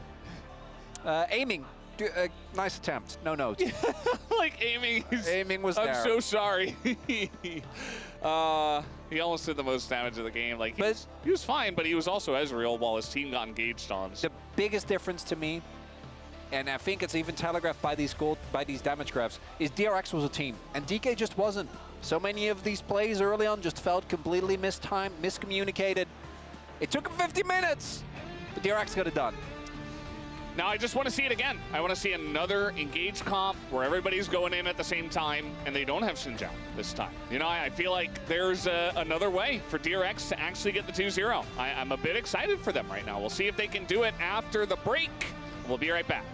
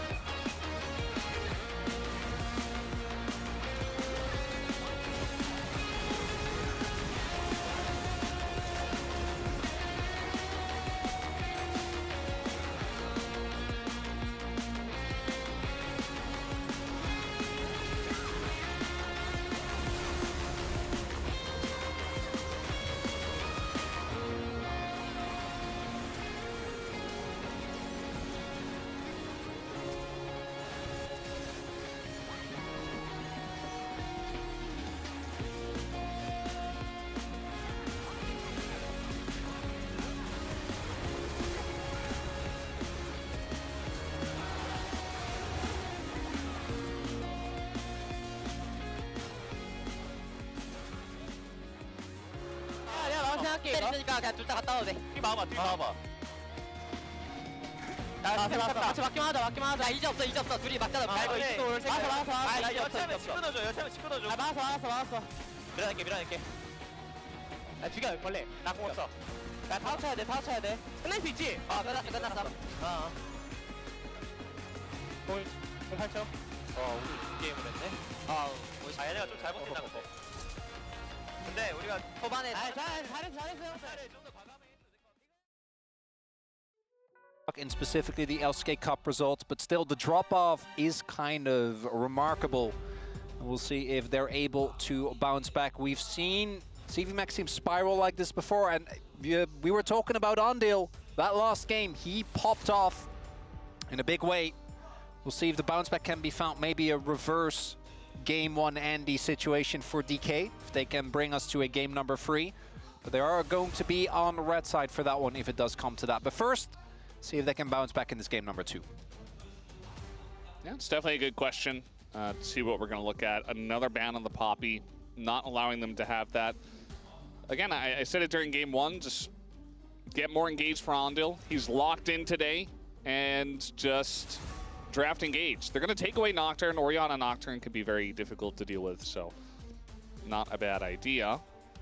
They're okay with the Orianna for now, though, from the blue side. Still a decent amount left in mid lane with no bans going towards that. Varus also a common ban from red side. Still a 0 open when we often look towards. Rumble still on the table as well. 2 picks that can definitely have a big impact, as I wouldn't be surprised to see that Rumble prio picked here towards the B1. And for DRX could answer with good amount of power. Yehu feeling good. Had a really good game on Atalia in game number 1.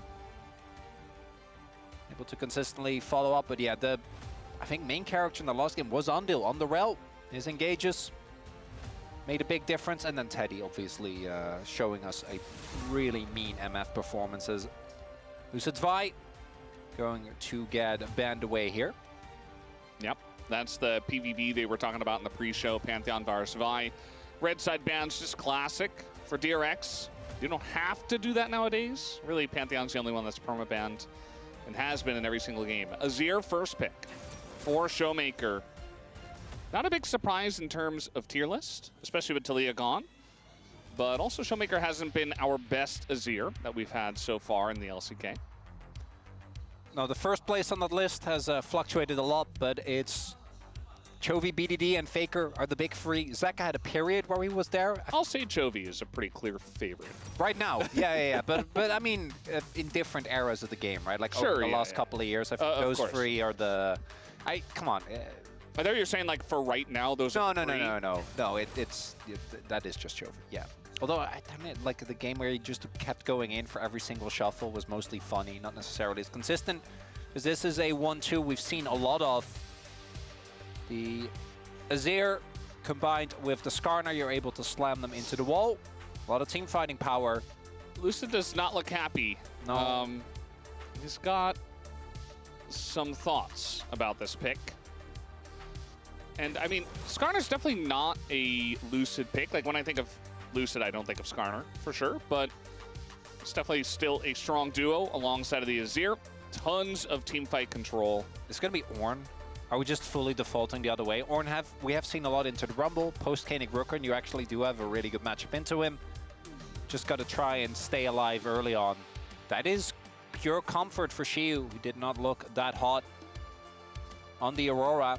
Another champion starting with A. This one we've seen him perform some heroics on. See if it's going to be enough here.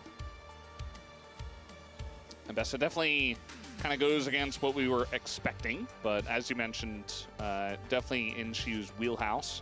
Was one of the only guys we had a good idea of where his comfort was. These are all picks actually that have not been played this year. Actually, I think maybe Aurelia was, but it's not going to be any of those. It will be Yone.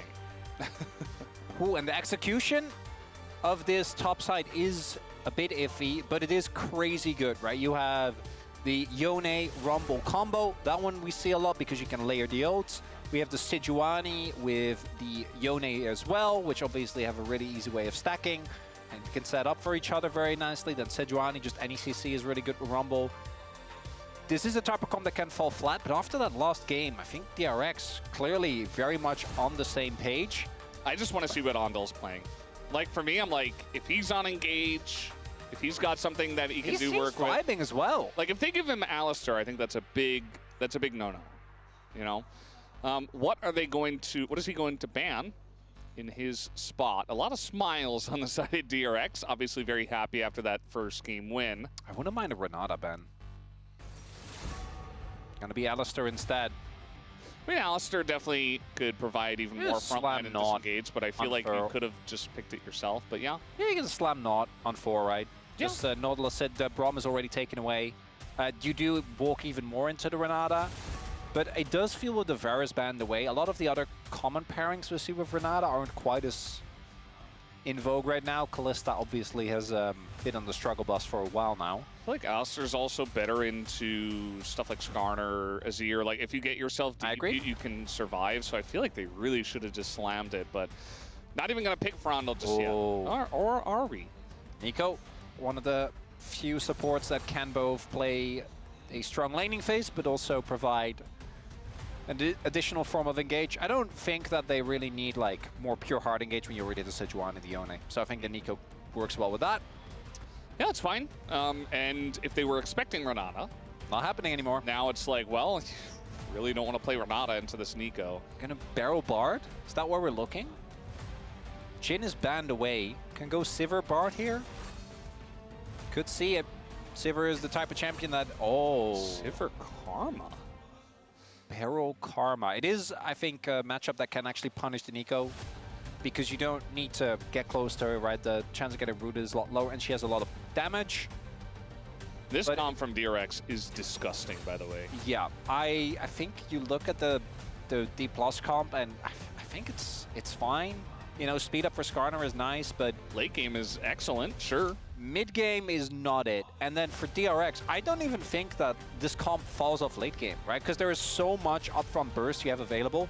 But the mid game, the agency that Sponge is going to have, the power that Ando has with this Nico. And as a reminder, DK, if they lose this, will only be 4 series away from their next competitors. And yet the game score is still looking good. But if they're getting 2-0 by Bro, then they're losing the DRX 2-0 here.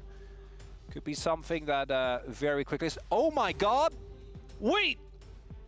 #1 DK fan came here from NA, also came from New York. Any thoughts? So I'm also from New York. That's crazy. You know who's also from New York? Spider-Man. I knew it was coming the moment I saw that sign. I knew. And still it got me. Fell right into the trap. The spider web, of course. Okay, this comp, it can work.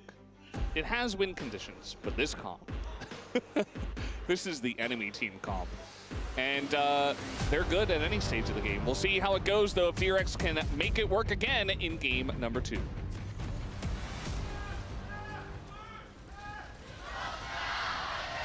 시간사의 협곡에 오신 것을 환영합니다.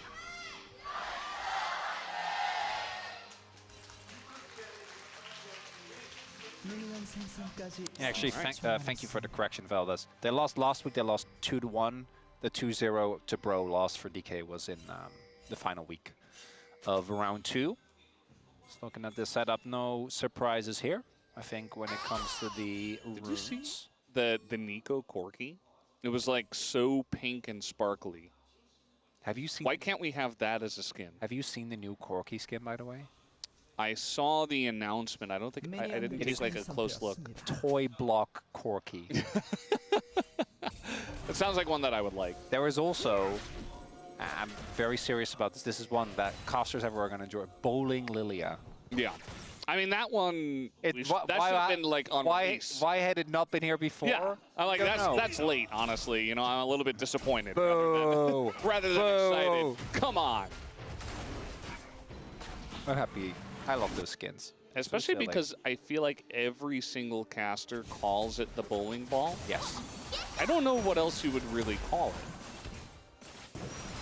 Yeah, I don't. It's too round to be like you go curling, but it's a ball, so it doesn't work. It's definitely not a baseball. You could do what's it called? This is, by the way, I'm like, this should be a skin. Yeah, no, that's great. Why does this have to be like Nico's thing? No, this should just be a skin. Imagine if Corki just looked like that the whole game. You know Petanque, like the game where you have a tiny wooden ball and then you throw metal balls and try to get as close as possible? No, I don't. Never heard about that? I mean, I know about similar games. Oh yeah. Get a little root here on a barrel. It's taking a lot of damage. Zondel seems to be okay, but now the counter heal does come out. And so Barrel and aiming will get the edge in this fight. On looking to eat a ton of damage from that Magic Q.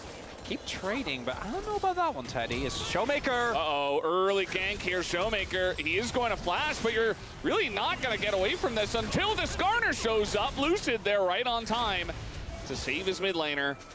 And that's going to be huge to save Showmaker's life. Timely arrival there. Could have been another early death for Showmaker. He's had a lot of those this split, but Lucid shows up just in time. Nicely done there, though, by Yehu. Setting it up for Sponge. But it will be a flash-for-flash trade, which I think as a Azir you're not super sad about. And looking at bot lane, aiming and Barrel taking matters into their own hand. Already building a gigantic lead. DK trying to forget about the nightmare that was the last game. Yeah, it's not an easy thing to forget. Oh no, no, I can tell you that I won't forget it anytime soon, and I'm not one of the players. Yeah. Whereas on the side of DRX, it's all vibes, feeling very good about themselves. What's also, Corki will be fine, right? And even though the mid lane gang didn't get a kill, still not a problem. There's also, you know, these early laning leads are nice, but when you look at a comp like DK's, unless the execution is really crisp in mid-game fights, and you actually get big ultimates from both Lucid and Showmaker, like a free to 1,000 gold, it doesn't actually mean that much when looking at the comp that DRX has, where they pull the trigger on anyone, and you just kind of die if your response isn't perfect. Yeah. If the layering is good. The disengage from DK is crazy, though. Did Showmaker really get baited by that? Did he really get baited by that? He thought it was just the Nico. It was Sponge, too.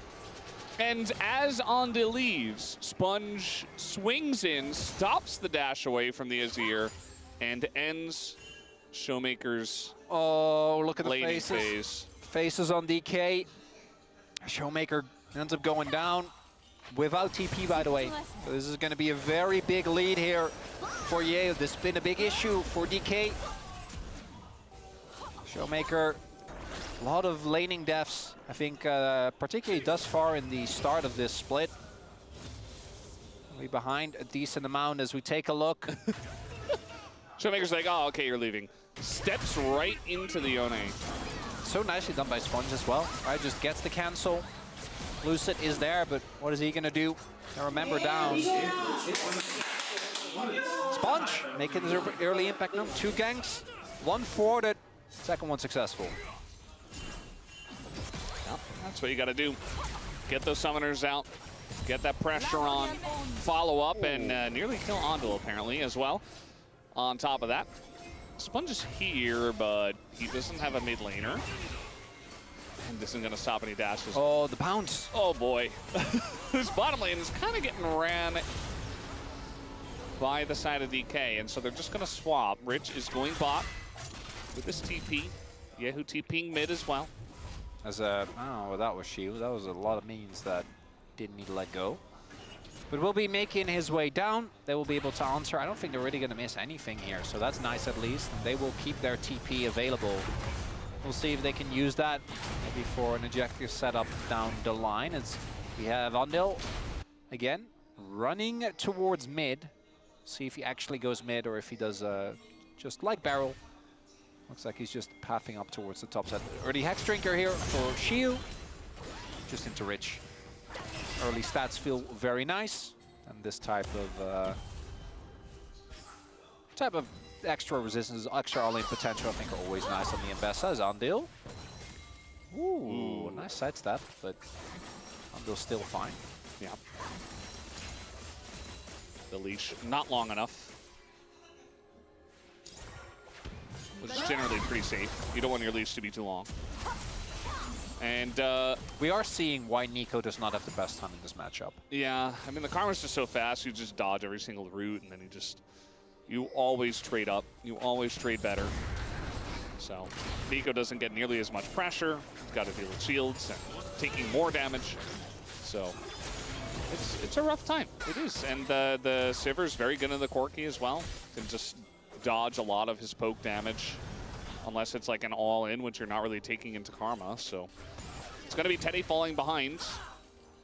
And that, you know, Teddy was doing a really good job in game number 1, so might not have quite the same impact from that impact player. This continued zooming in of Jonas Strong keeps making me think we're going to see Shiu ult. And then nothing's happening. I feel like he's thrown just me off. watching their CS. Yeah, also Shiu again. Decent amount of minions not. He's like, all right, another wave's going into the turret. How many are they getting? This is very important. There's still a decent lead here for DRX, thanks to Yehu and to a much extent Sponge, obviously, with the continued ganks. Now I want to see how these first few fights look, because again, DRX, it's a shotgun comp. See champion, press all your buttons, champion goes down. Now there are both Skarner and a Zero ult. Those need to be respected, but that I think is a bit more of a burden of execution on DK, which they were not able to match in game 1 as DRX. Very confident as they should be. Yeah. Taking the objective here. Should be able to rotate aiming over earlier, but Showmaker is still in mid. Yeah, it looks like DK have just elected not to really fight for this. I mean, Lucid, he's not going to get in range to smite. He doesn't have his mid laner. Showmaker says, I'm going to push in the wave. I need to catch up. And he will, a little bit, but they also just lost 3 grubs to DRX. So that's a Yone as well. Getting an early free grub lead. Going to be feeling really good. Barrel just continuously doing a good job into Ondel. The only upside for DK there is that it kind of equalizes the disadvantage that Showmaker was in. It was in a really rough spot in this lane. This will mostly equalize the XP disadvantage as well as claw back a little bit of that gold. But I think if he got a plate, it would have felt a lot better. As Teddy is here alone, but it is a Corki with Flash and Barrier, so I don't think they have any kill threat there.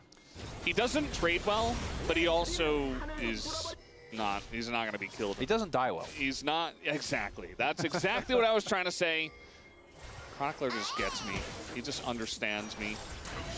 It's all the extra time we've been spending climbing together. Yeah. Definitely talking about bouldering in person, Yes. right? Yeah, 100%. Real in-person We did climb. do that once. We did. I think one time, Yes. and then never again. There's actually one near Lowell Park that's great. Yeah, we should do that sometime. I'm down. I really do want to. Didn't you guys go that one time? We went with during first time. Yeah, it was Yeah. a good time. Yeah. It's not what we're referring to now. We're talking about climbing in the video game.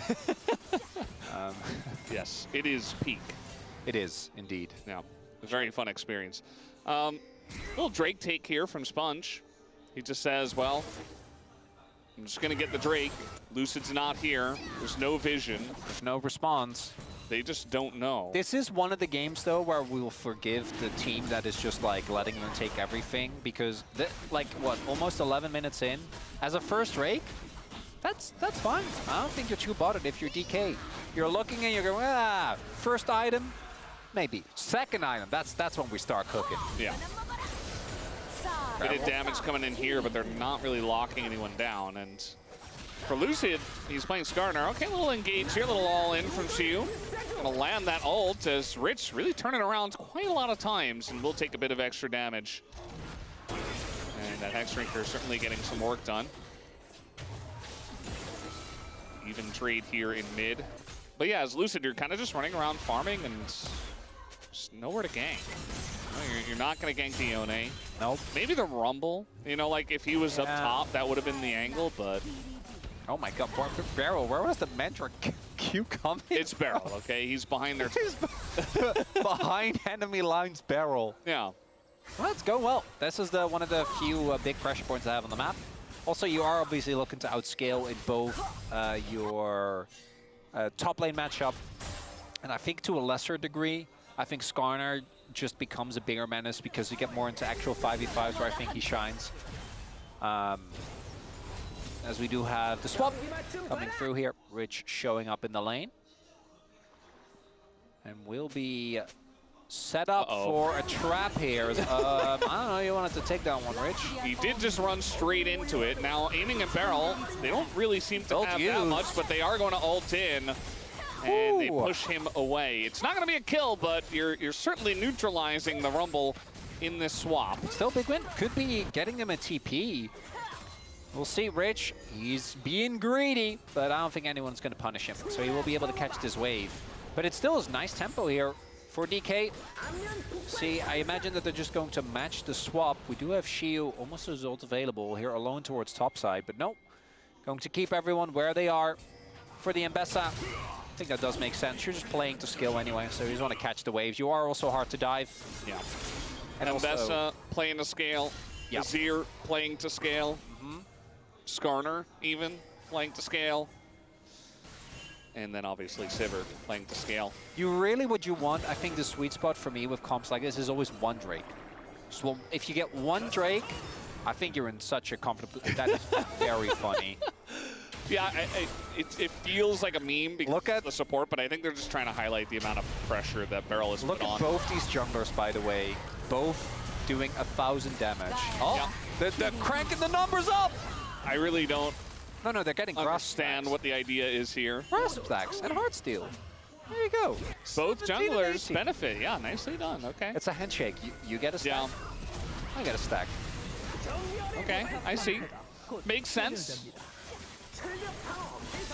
And there's a bit of pressure down here on the bottom side of the map, but again, no real dive pressure. Just kind of feels like they're just hanging out and farming. You know, the more I think about it, the karma is also something that, as we get deeper into the game, is actually going to have a lot of mitigating impacts. Oh! All right, Andal just going to run straight into them and die. As a nice little hide on bush effective from Lucid. Didn't expect him to be that deep in his own jungle. Sneaky, sneaky Scorpion. And looking at the vision control that's here for DRX, could have been a bit of an indicator because that topside jungle is lit up like a Christmas tree. Andal getting caught out, getting taken down here. A little bit of a gold influx here for DK. Not going to lead to an objective, so nothing too crazy. But the fact that it's aiming that gets the kill as well is a big deal.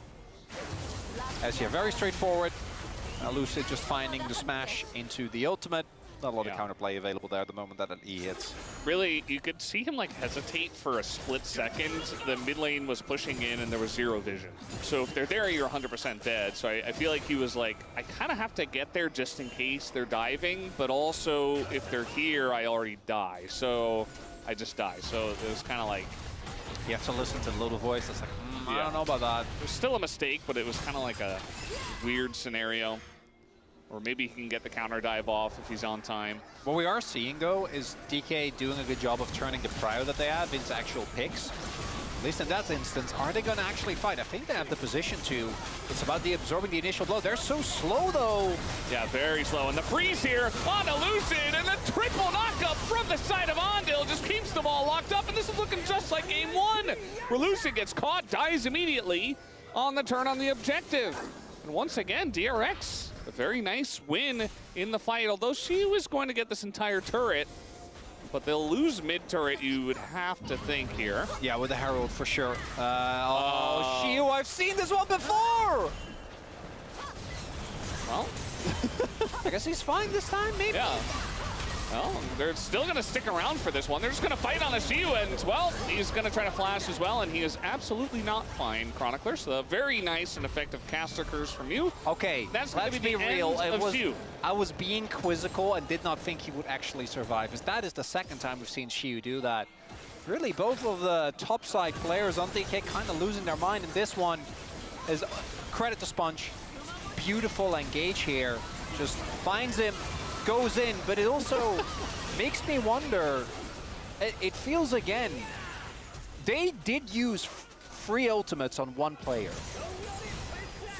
And there's no follow-up. And I think in this case it's warranted because what we see is the TP coming in from the Rumble, right? So I think actually bailing there is fine. This TP, I have no excuses, no idea what Shiu was thinking. Because as we saw, even if they don't use Herald, you die there. But if they do use Herald, you 100% die there. Now the Drake, I could have sworn I heard the Herald sound. I thought so as well. I was like, oh, they're heralding mid. Yep. Maybe we just, like, our brains thought 100% they were going to use it, so we just heard it at the Well, same it time. still worked. Now that they are a member up, as the Herald is it was actually... Yeah, it was taken by picked it you. up. Yeah.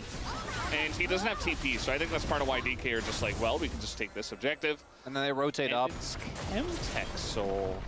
I think that's actually not bad for DK. I'm not even joking. Oh, a little engage here, but we got the cleanse on aiming, who is going to take a ton of damage from Teddy. Nearly takes his head off, and the two of them just have to run away. It's not a fight that DK could win by any means, but at least they survive. And DRX are just running the rift right now, especially Sponge. Yeah, I don't think Teddy needed to flash, though. I think that play was good. I think Teddy using his flash there is just... I mean, he almost got him. Well, yeah. But even if you do... I guess you're quirky. I guess it's not too bad. As Shield, you are alone. Yep, he's alone. Reinforcements He are has on the way. Some friends, but I think they're going to be late, and the amount of CC that's here is just way too much. Lucid is going to CC the Gromp, though.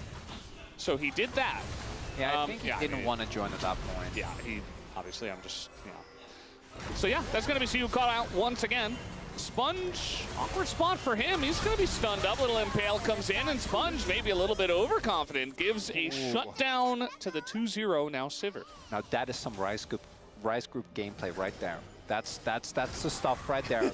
That just makes you wonder. That's the stuff, yeah. That just makes you wonder. I don't understand. It's like a nice cold glass of orange juice on a hot summer day. No. Yes. It's like, ooh. But no. that's the stuff. Yeah. But they told you it's freshly squeezed orange juice. Ooh, yeah. And then you take a sip, and it's not.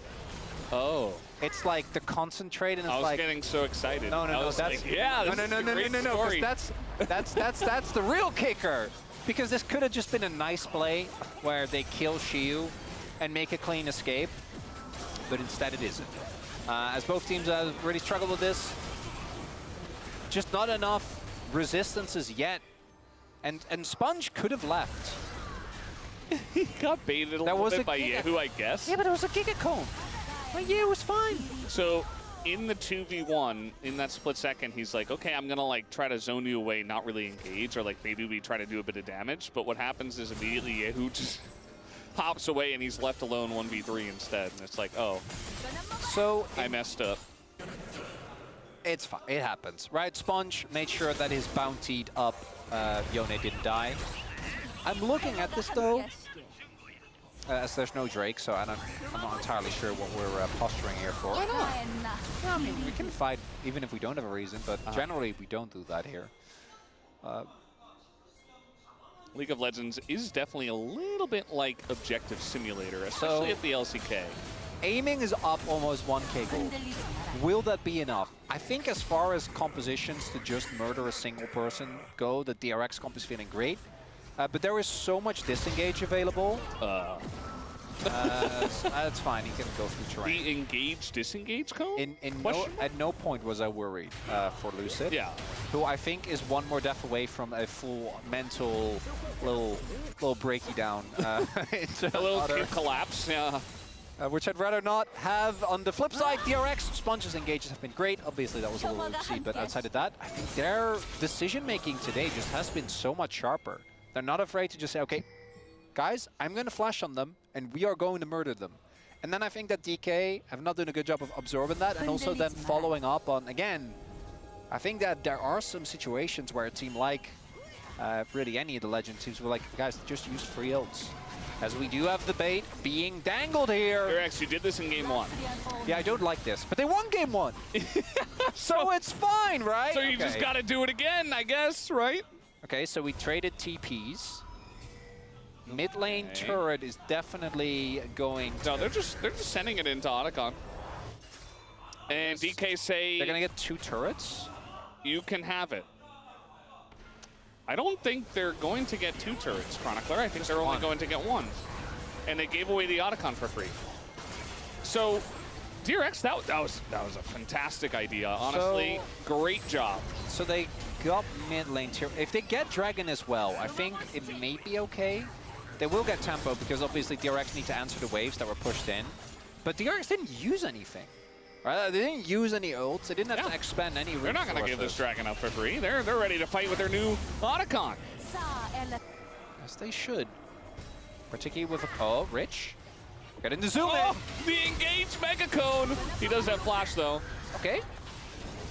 Well, counter engage here from DRX, perhaps. Rich took a ton of damage. They're a member down, DK. Yeah. You have to be a little careful. They are not. They are showing strength. I feel like they could have gotten engaged on, but I guess it's what is happening? This is such what is this? Why are they getting how are they getting away with this? They're just walking the Sejuani. Sponge is like, guys, come on. Like, let's group up, let's do something. Listen, I know Rich was half health, but you still have a Rumble Equalizer and they're in the jungle. This game is getting to me, Velves. Yes, it's also getting me very cultured. I'm feeling very cultured. I'm enjoying the culture. I'm so of glad that group. the gameplay and the culture thing caught on. It's peak. I mean, that is the thing. It is the real thing. We just had to find the right words to describe it. We all knew. So they get the Dragon. It's one chem. Okay, but even this, man, I'm telling you, they could have easily contested this. Like,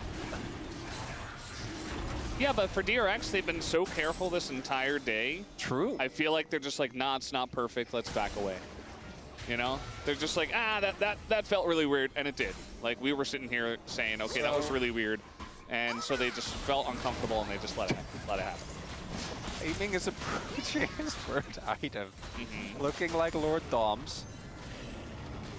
And then IE fourth, I do assume. Obviously, starting the free item break from both Showmaker and Aiming are going to be absolute menaces. Same for Shiu, who I assume is going to finish his Maul next. I think for DRX, the timer is starting to become a problem. Because once you hit a point where both Ambessa and Showmaker have enough items and money, you will just be able to win a fight even if you do kill Sivir. And when it comes to AoE teamfight damage, I think DK just kind of dunks on you. It's really hard to deal with Sivir as well as the Ambessa in these later game scenarios. Yeah. I'm not getting excited for a fight yet. I know we're 24 minutes. Okay, right as I say that, they're just diving Rich. He's just dead. Maybe I should have been excited for a fight. Nice little play there from Shiu. Rich absolutely not expecting 4 people to be there. Trying to set up something on a Showmaker. There you go. It's going to miss, though. And maybe still a bit of damage to go in. They're just pushing mid, though, at the same time and keeping this wave safe. So even if they don't get Showmaker, they're going to get the turret.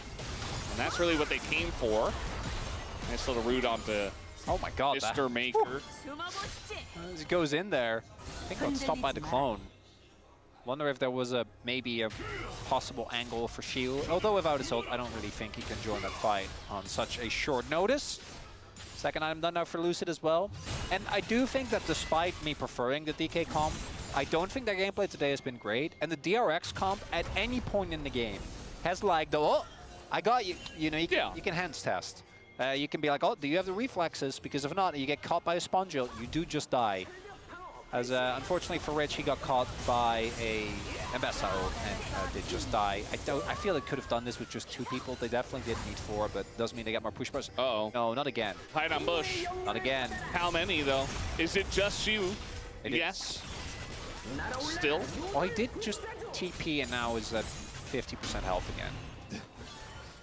Very close game. Certainly very back and forth in this one. And at the moment, it's basically even. How are you feeling about the possibility of a game? I don't want to make a statement one way or another. I just want to hear your thoughts. I don't think it's gonna happen.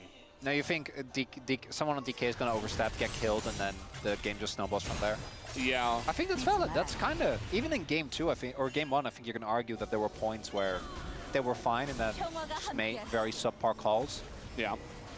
One thing I will say about Shiu is that even though he made a couple of silly mistakes in this game, he never really seems to get affected by any of that. Like, he seems to have a pretty strong mental, even though he hasn't been playing at his top level nowadays. He's still able to pull out some really big plays, so that's good. And also, we talked about aiming in game 1. He didn't really get an opportunity to carry in that one. Might get it in this one, as now they engage here onto Ondil. Meanwhile, Shiu is getting incredibly low. And we got TPs coming in, tons of damage into this Ambessa. And Yehu's shield! No, it's not gonna happen. The shield comes out and saves his life. That's now flash in from Lucid. He's taking so much, and there goes Ondil. Gonna get the knockup and immediately die. And kind of baits his team as well. Sponge just on the run. And he will get away. There's a Baron up and a full health Sivir. Surely this is going to be an attempt from DK. Sponge is still alive, as is Yehu, as is Teddy, as is Rich. A lot of members, but they're all battered and bruised. And I think DK, they're not going to run the rest. Dragon's up in 50 seconds as well. And they are taking the page out of the DRX book. Pause. We are not running, as I think today has been long enough. So I'd like a 50-minute pause into a 50-minute game, into a third game, Valdez. And you know what? I agree. You might get it. You know, so this is the thing, like, about the Rise group, is I talked about passivity. What's the best way to be passive is to just call a pause in the middle of a game 2. So it seems like it is a small issue with the headset that will be resolved very soon. So not too much passivity, perhaps. Yes. Yes, indeed. So how have the cats been? The cats have been great. Yeah, nice. Yeah. Charlie's eating a lot. As she does. Yeah. She's, Wait. There we go. Come on! We barely got Bobby's good, too. Barely got to hear about Valdez's cats. He's still just making weird noises and having big eyes. I never have any idea if Bobby truly knows what is going on at any given point in time. He doesn't really know. He's just kind of, he's like the most cat of all time. Like, he's just kind of... He just exists. Yeah. Charlie is like, you could convince me that she's actually human and in cat form. Yeah. I'm like, yeah, that makes sense. She definitely has the attitude. Yeah. Bobby does not. Knows. Bobby doesn't know what an attitude is. He doesn't know where he is half the time. He's still very lovely and a great cat. He's very sweet. So the game's back. We did just have a little fight up in the top lane. Yehu did not get over the wall there. Well, it's going to be a breakpoint, Valdez. Either DK, or I say that, we might see, with the posturing, DRX actually trying to trade. And this would be a great trade for them. Don't be mistaken, because this is not Soul. And even then, Camtech Soul is like, eh. But Showmaker can just solo this. Shiu doesn't have TP though, so I think showing on this wave should be a... Well, I was going to say go for it, DRX, but that would have required an immediate call. which we're not getting. So I guess they just get Drake for free. Interesting. This is how much value Chemtech Drake. Okay. Chemtech Drake. No, but we say that. But the enemy team does have. So many. I want to go. We have Mbessa. We have Skarner. Okay, so Mbessa, the sustain is crazy. Then we have Skarner, who uses a ton of shields. Then we have Sivir, same. And then we have Karma. Yeah. Even Azir is one. No, I mean it's good. It's just not as good. And when the pros hear that, they're like, oh, it doesn't matter. But it does though. We don't need to fight over that. Because now the next Drake fight, Aiming is going to have IE. Well, I mean, that's just what not fighting will bring you over anything. That is my problem. Over anything, regardless, you know. I guess Chemtech Drake would have been a good excuse, but again, for DRX, they said it's not 100% perfect. We're not doing it. Oh no, not the disappearing piggy. Sponge shows up, leaves. I guess it's a Poro, not a... It's not Bristle. Is the Poro still Bristle? Yes. Just with an... I don't actually know. It's a Bristle transmog, you know? It's just... I don't want to really think about the implications of that. Is it just... It's just magic. It's just like a... Yeah, it's just magic. Yeah, okay. It's like armor, you know? Yeah. No, I It's get just a skin. It's still Bristle. I mean, you know. I don't know. Maybe not. Maybe it's... I guess it's also always Willem, so it has to be. Yeah. Although I know some of the skins are like kind of alternate universes, so I guess it's not actually the same. I don't think the lore is really... Are you disparaging lore?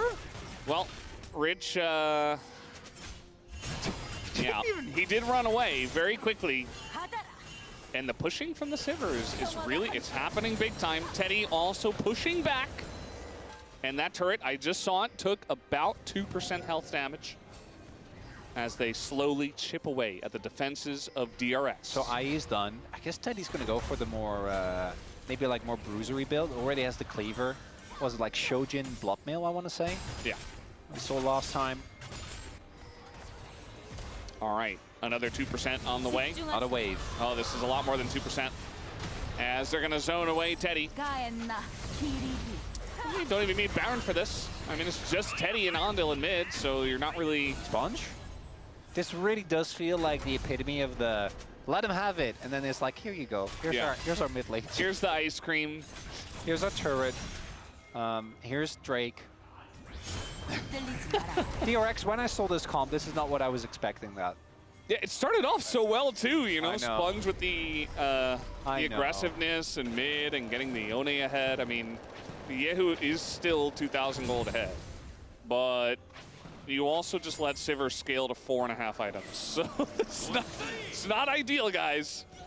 It's not the angle we were looking for, because on paper this comp is pretty insane. I do also really DRX. like the Barrel's Shirelias when combined, like the combination of Underhunt, Shirelias, and Skarner actually makes your engage a lot more consistent. I feel like that's one of the issues you can kind of run into with this comp, because I've seen solo engage Skarner comps kind of fall apart sometimes. Yeah. Now you can also just play for disengage and counter engage in this one, because DRX obviously don't have that much range. Just start the Baron. Well, you gotta fight. Yeah. Might as well do it on this. I mean, this is how DRX have been winning all day long, so... It's a team fight, but this time, TK are just kind of bullying them off. Okay, just gonna root up Lucid. Rich is here. They got TP out of Shiudo, so it is a win. Yeah. DRX. That's a good call. Just start it, pull off, get the TP. You're not really losing anything.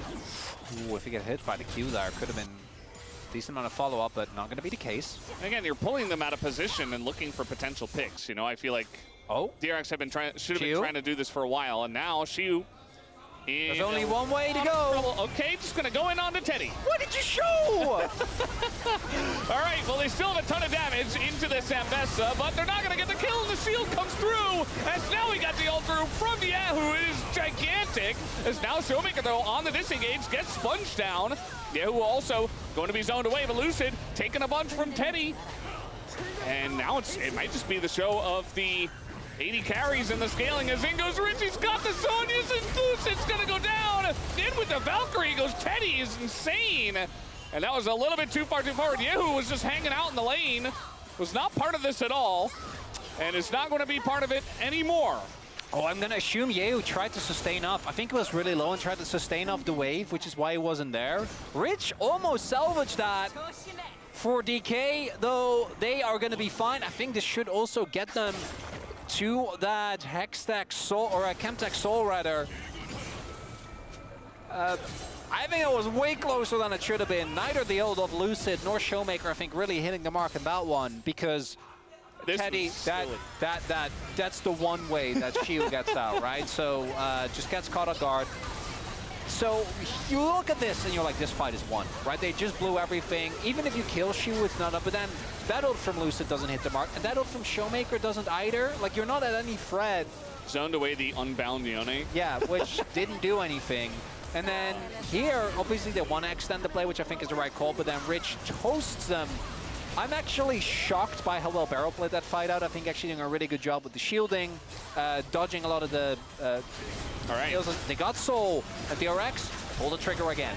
Yeah, they're just going to say, okay, we can get this Baron, but it's on Vision, and they don't seem to care. They're just going to try to zone them away, or maybe look for a turn. I don't know. They don't seem to have any plan. As in goes Siu, and now the turn comes in. It's totally going to miss. Barrel takes a bunch of damage. Anvil gets the knock up into the front line. Siu gets away, though, and Rich isn't really there. Comes down to a flip, and it goes over to Lucid. The smite gets it to 93, and that is not zero. That is not going to get you the objective. DK win a giant fight 35 minutes in, and they might just win the game right here.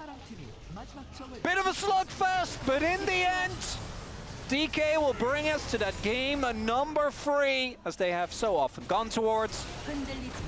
Chemtech Soul actually, I think, doing some heavy lifting for Showmaker there. He got low, but it will be DK in this next one. DRX, even with that composition, couldn't quite fight the angles. I think Rich really struggling on the Rumble as well.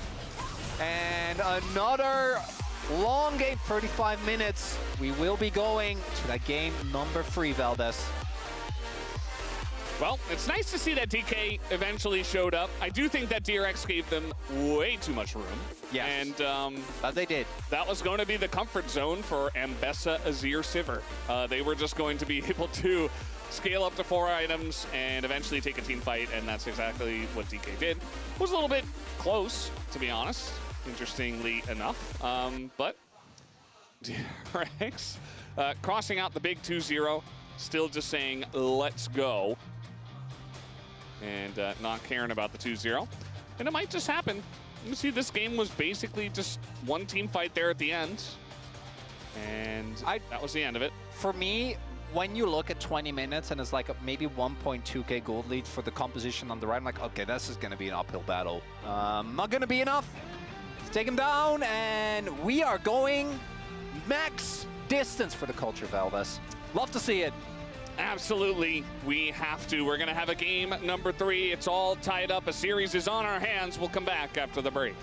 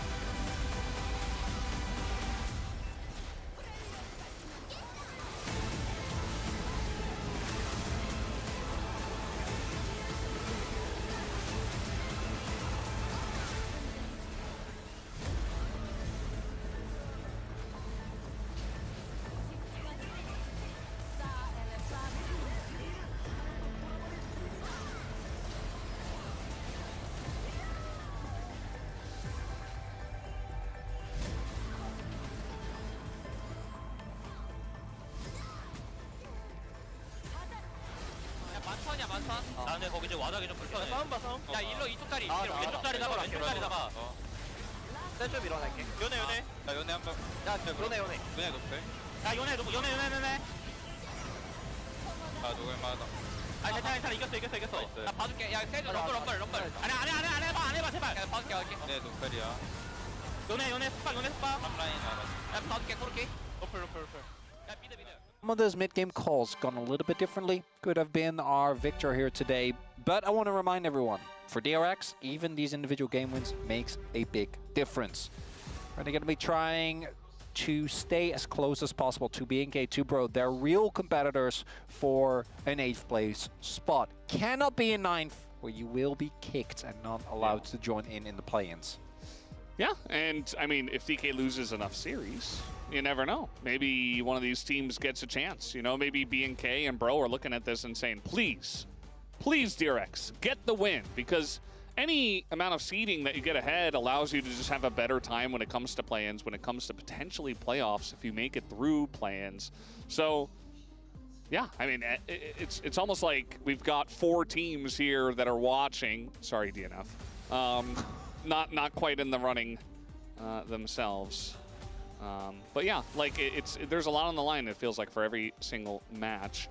As the Annie second ban here and the Vi ban on blue side against Lucid, so not going to let them have that. Nocturne remaining high in the prio bans as well. What is going to be the setup here? I do like the Senna ban for DK. Actually, I think that they really benefit from that, because aiming his Senna has been not good, and his builds have been also not good. So that one is, to me, a bit quizzical. I do think Senna's still in a great spot right now. As the Trundle will maintain. Is it just like, are we B1ing Sion here? Is that where we're at? I could see it.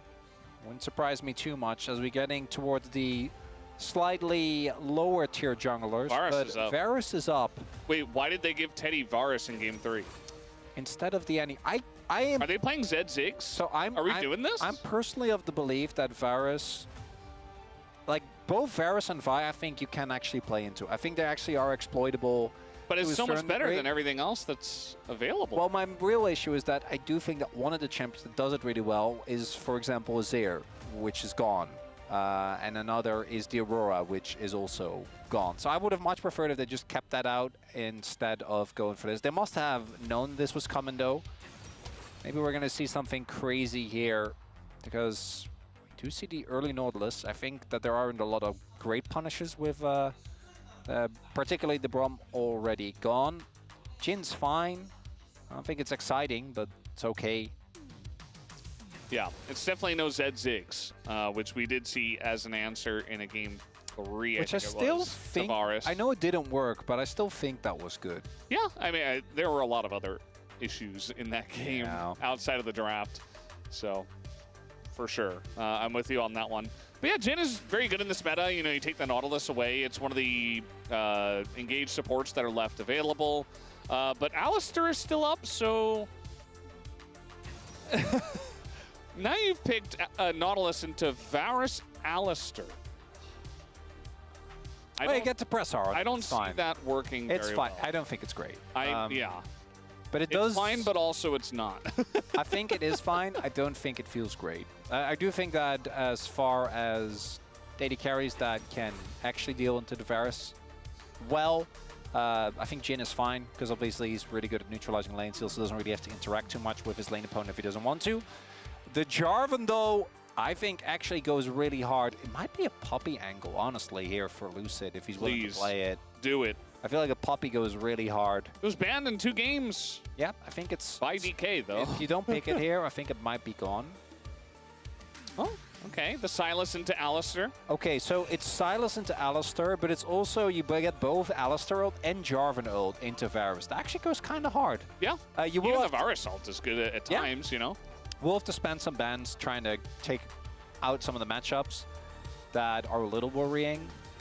It is kind of telling that after 2 games where it felt like teams were basically handshaking, whoever has the most scaling wins, that we go in a very different direction, where now the early laning phase is looking to be where most of this game is decided, because both these compositions, you look at what they offer, and it's really bolstered by both as the Sylas or as the Jarvan, just finding those early leads, generating, and then being able to really do a good job of forcing. Is there is the Lee ban, to absolutely no one's surprise. I wonder what they're going to ban next here. Rise. Pretty interesting. Could definitely be a problem for the Silas. You know Also what very you could, good mid laner. You know what you could run here as DRX is Galio Camille. That seems very easy. I'm looking also at, like, I want you to look at the composition that you have. You press your buttons onto the Jhin. Yep. There's the Zed ban, by the way, so one portion of the comp, the Zed Ziggs, Do is actually gone. take it away. Yeah. Well, because I know Lucid most likely wants to go for a carry jungler here, right? What you can also do is you pick a top laner. You can go, depending on what they go, you can go Kindred, but I think you have to wait with Kindred till 5. Yeah, the Kindreds also have been devastatingly bad. Yes, they have been. The LCK. Well, I'm not saying I just think we should. A bit biased against it because of the performances. What are we picking? There's the Viego.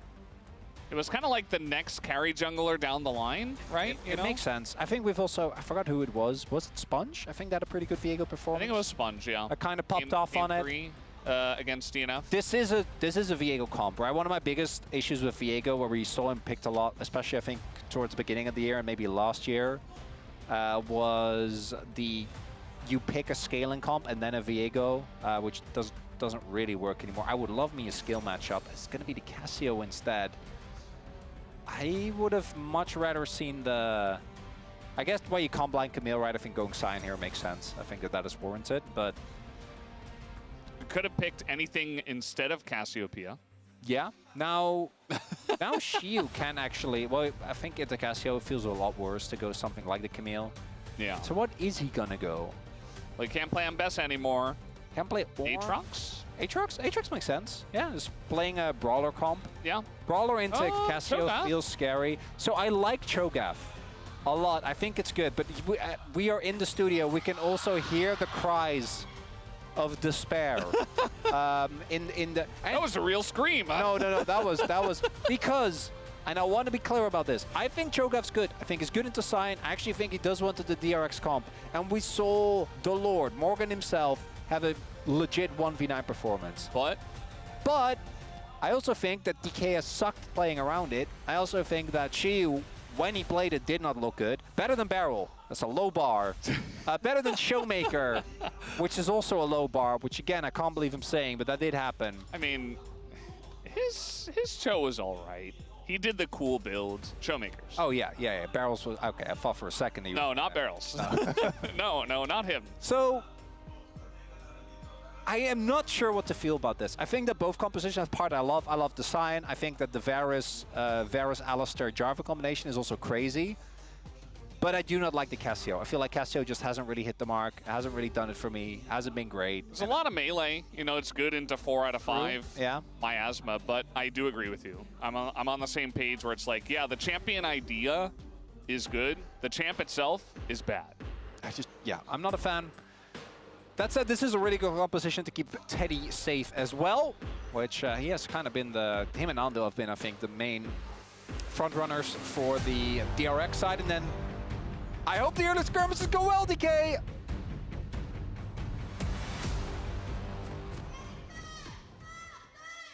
소환사의 협곡에 오신 것을 환영합니다.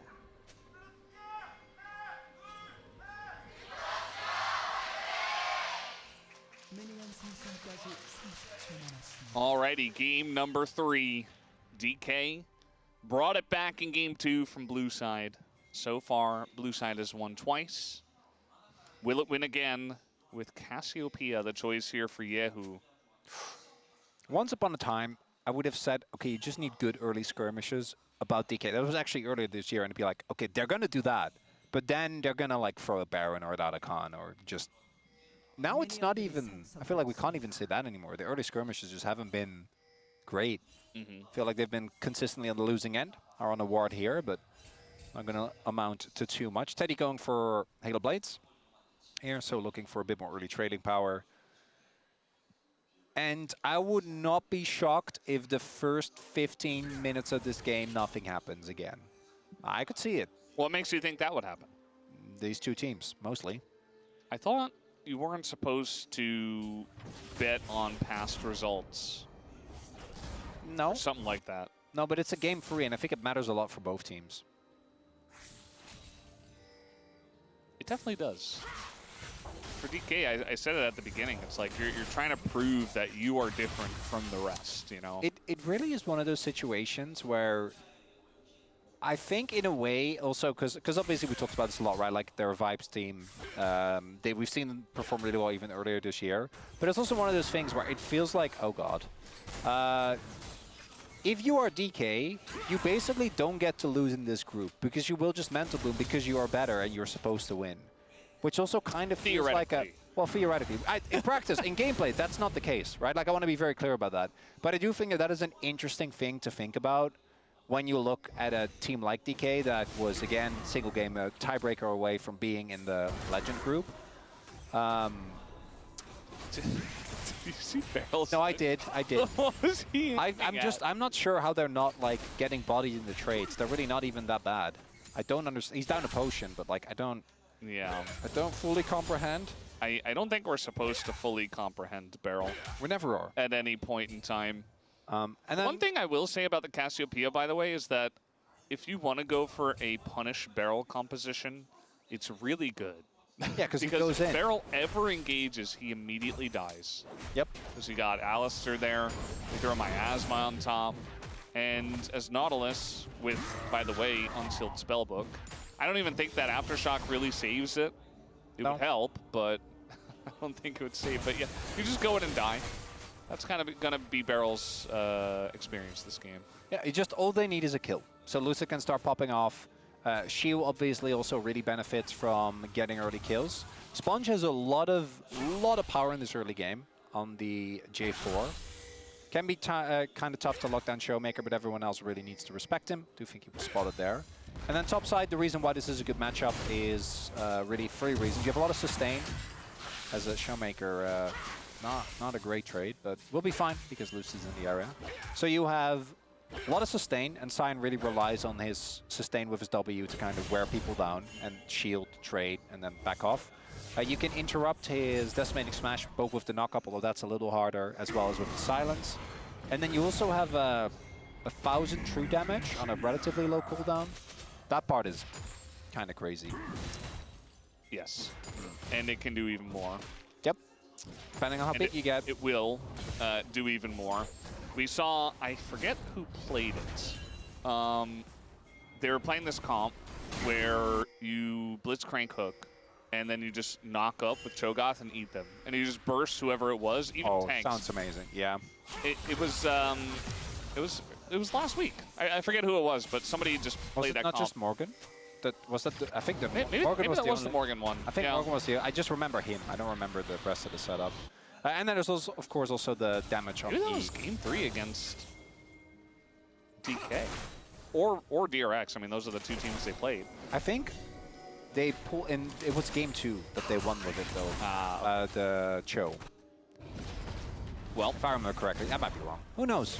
We don't know. We don't know. Both of us are like, I swear, Vel, that this has happened so many. I know this happens to every caster, but it's happened at MSI like 3 times as well, where I would talk about a series and then be like, man, I can't quite remember. I'm like, I casted that. Like, I know for a fact that we did, and then you just forget everything. I mean, crazy. If you cast enough series, they all kind of blend into one, you know?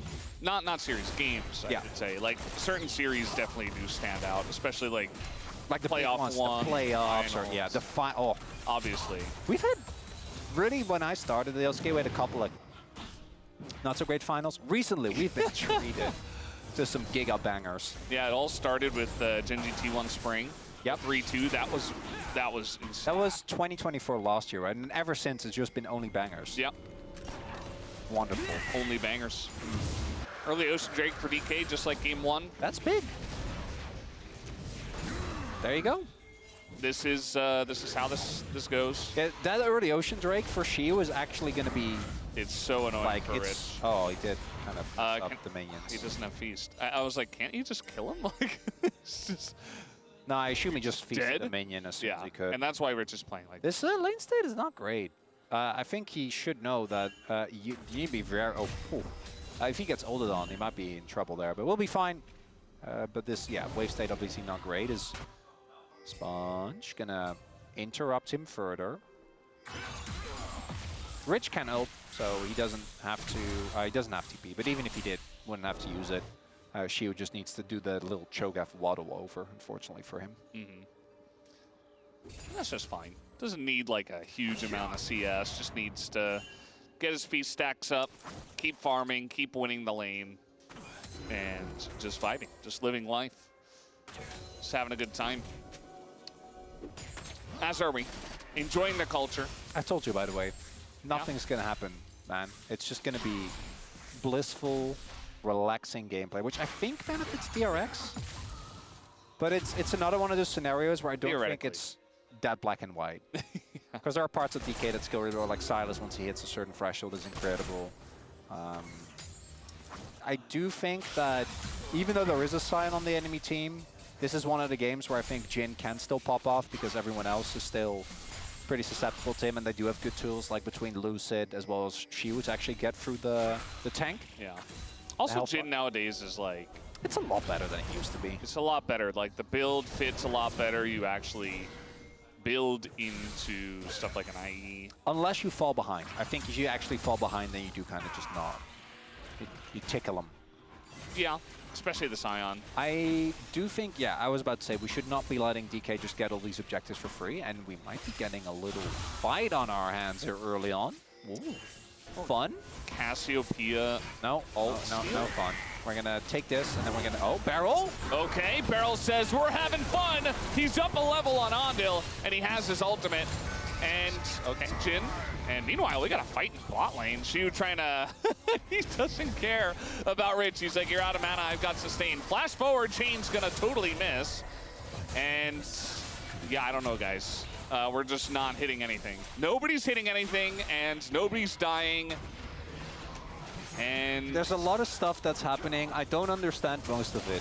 So, attempted early reset train for DK. Nicely played by Ondil, actually able to knock Lucid away. In hindsight, I think Lucid ulted over the wall, which is what ended up meaning that Ondil could just knock him away and he couldn't actually get the reset. Yeah. Which is a bummer for him. They didn't get the kill.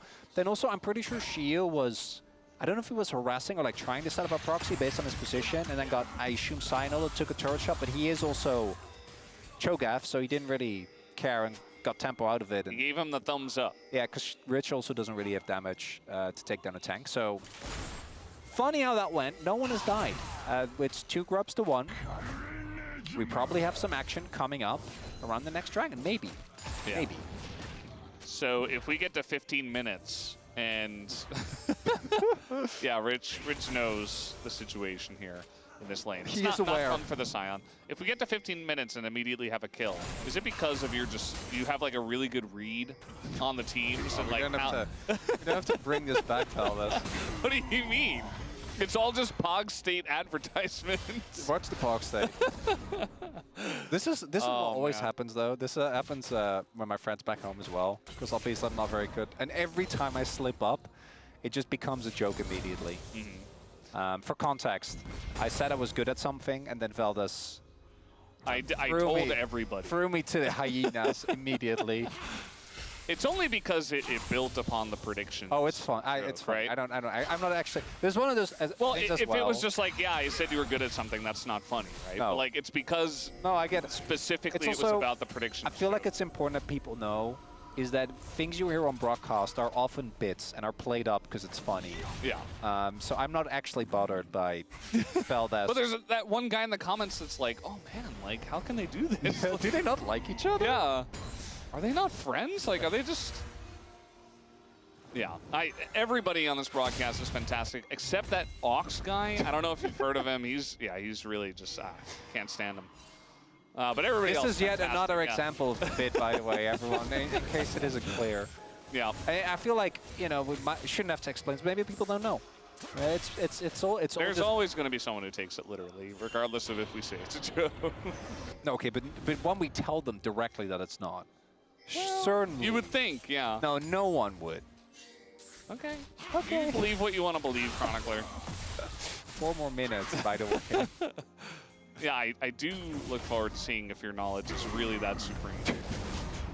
I am this close to leaving this desk. I am used to being harassed like this when casting with Atlas. Not you two, Feldes. There's nothing happening. No, I know. So it's like, you know, I'm running out of content. I just have to reuse Atlas content. I have to like go back to past episodes because there's no new episodes. Oh like, no, we jumped the shark. We're just redoing it. Yeah. Oh, triple TP. Does that mean nothing happens? Well, Sponge is here. He is. He's. Yeah, they have Cho'Gath. That's They Cho'Gath. still do have Cho'Gath. That's Cho'Gath. It's Chemtech Soul, by the way. And I guess we're just letting him die? yeah. That's Cho'Gath. That was Cho'Gath. That's just Cho'Gath things. Just dying. I mean, that wasn't really his fault. I feel like the team... This is one of those things where, like, I think you can just fight there and be fine. Like, I think early you want to take those fights. They didn't, though. They're the opposite of that. That's first blood for DRX, who are not going to be too sad about that. One item spike's been hit for everyone besides Yehu, who obviously is delayed because of the tier. Also went for a Dark Seal. Good idea. Look at this. Smite, Feast. Actually, it was Feast, Smite. A little bit unfortunate. And then Shiu dies. And they're like, nah, he's dead. I guess because Showmaker was just mid. This is a this is something I think DRX have actually done a really good job of showing. They are basically always five-man ball. We are moving together. We are everywhere together. We are strong. No one can break us apart. And DK are just like, you know, they're in the distance. The proximity chat barely allows them to hear the other one. They're like binoculars. Yeah. They're from like, the other side of the mountain. I'm so sorry. We've already moved on. One kill is not going to make a difference. Drake is obviously still more valuable. But I do think it's been an ongoing theme where DRX is very clearly a cohesive unit. And DK are very often just 5 dudes. Yeah. And we all know cohesion's important when you try and win a game of League of Legends or climb a mountain. It matters. Yes.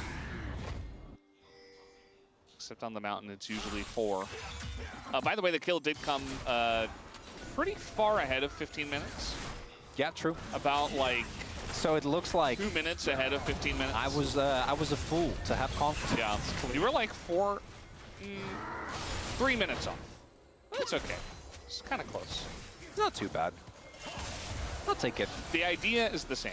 That we didn't have any action until randomly somebody died. As okay, a little root here on a Sponge. Teddy takes a giant shot to the head as now a bunch of damage goes to Barrel. As that's what I'm talking about. He's just gonna die in all these fights, and no reset comes through because there's just not enough damage. If it's 5v5, like maybe the Viego gets resets, but if it's 3v3, the Nautilus just dies. I think DRX kind of got away with a little bit of murder there. Teddy was so... I know he still had Flash and Barrier, but felt like maybe a turn could have been found, but not going to be the case. And DRX now starting to pull ahead. That's also kill. Going over to Teddy in the first fight. Sponge in the second, and we know Sponge when he snowballs. And then if they get the turret here as well, and that turret I think is taken because Showmaker just got bullied in the lane. He had to back. On this Silas, not having the impact just yet, and DRX rapidly accelerating the pace of this. Well, rapidly might be a stretch. It's all relevant. So we take a look here. So I think that play on Barrel's fine, but if he ults Teddy here, don't they just kill Teddy? Yes. Like Lucid still has ult, aiming as a 4th shot. I feel like they can definitely play the skirmish, but instead they went for Sponge. They went for Sponge, the Jarvan. I don't know if at that point he already had Sundered Sky, but even if he didn't, he's still pretty beefy and hard to lock down as objective. Right. Trying to go for a fight here once again as Barrel does get bullied, has to flash away. TP's coming in from the Cho'Gath, and I think it might just be another episode of Leave the Cho'Gath to Die. As, yeah, that will be the case. The Scion gets the kill. So Rich gets that. And, yeah, the Rift Herald picked up here by Lucid at least, but DRX are ahead by almost 2,000 gold. DK teleports are truly one of a kind. Seen it from Shiu twice now today. Seen it from Showmaker. Do leave us somewhat quizzical at times. Ults and Summoners used definitely favor DRX. I think they're pretty happy going into the next Drake fight, which they will take because looking at item finishes, obviously they're fine. They're also playing into DK, possibly setting up a very early soul point, and I do think that this is again one of the comps, like look at the top side where you really don't want to give him that. The only thing DRX I think need to avoid is like, if you take one bad angle and Lucid does start popping off on Viego, the game could very quickly snowball. Hasn't happened yet though. Showmaker is off in the sideline because he's the one with TP. She was there, and they do have Herald, so DK can also opt to not contest this and just use the Herald here in mid on Lucid. Yeah, I mean, I feel like that's what he's setting up for. Oh god, that would have been dead again. On the Cho. It's Lucid. Let's make his way back into the mist. Oh, Mega Cone engage. But they just run. Showmaker has been tasked with dealing with the Scion, which is probably fine for him. He's got enough sustain on the Sylas, as long as he doesn't fight the Scion head-to-head. Shiu, 0-2, doesn't care. 4 stacks on his feast. And 86 on his Heartsteel. That was not close. And now the engage goes in on a Barrel, who again is nearly gonna die. And oh, the angle here is excellent from Rich. He's gonna take down Aiming, who was right in the front. And now he's right below them on the floor. So another kill goes to DRX. Almost 3,000 gold ahead, and they'll get another Drake. Showmaker does have an ult, but I don't really think they can go for this. We'll see if they actually want to try and fight. Herald dropped in mid. A lot of resources were invested there for DRX, but the health bars for them are still looking good. DK, you can see them contemplate. Oh, the flash on a 3 is huge here from Ondil. And the follow-up is big as well. They get the kill on a Barrel. And yeah, DK, they just keep wanting to go in. And another combo comes out from Ondil. A bunch of damage there. We finally got the reset, but the knockup comes in. Lucid barely on any health, and he's gonna finally get those resets in. As Lucid, he found his angle. We were waiting so long for it to happen. And now the Viego is finally popping off. Picks up the 1 kill and wins the fight. DK are right back in it. That was a very thin margin to flip the game. If that play backfires, I think they just straight up lose. I'm not even joking, because then Lucid and Showmaker both die. That'll be the end of it.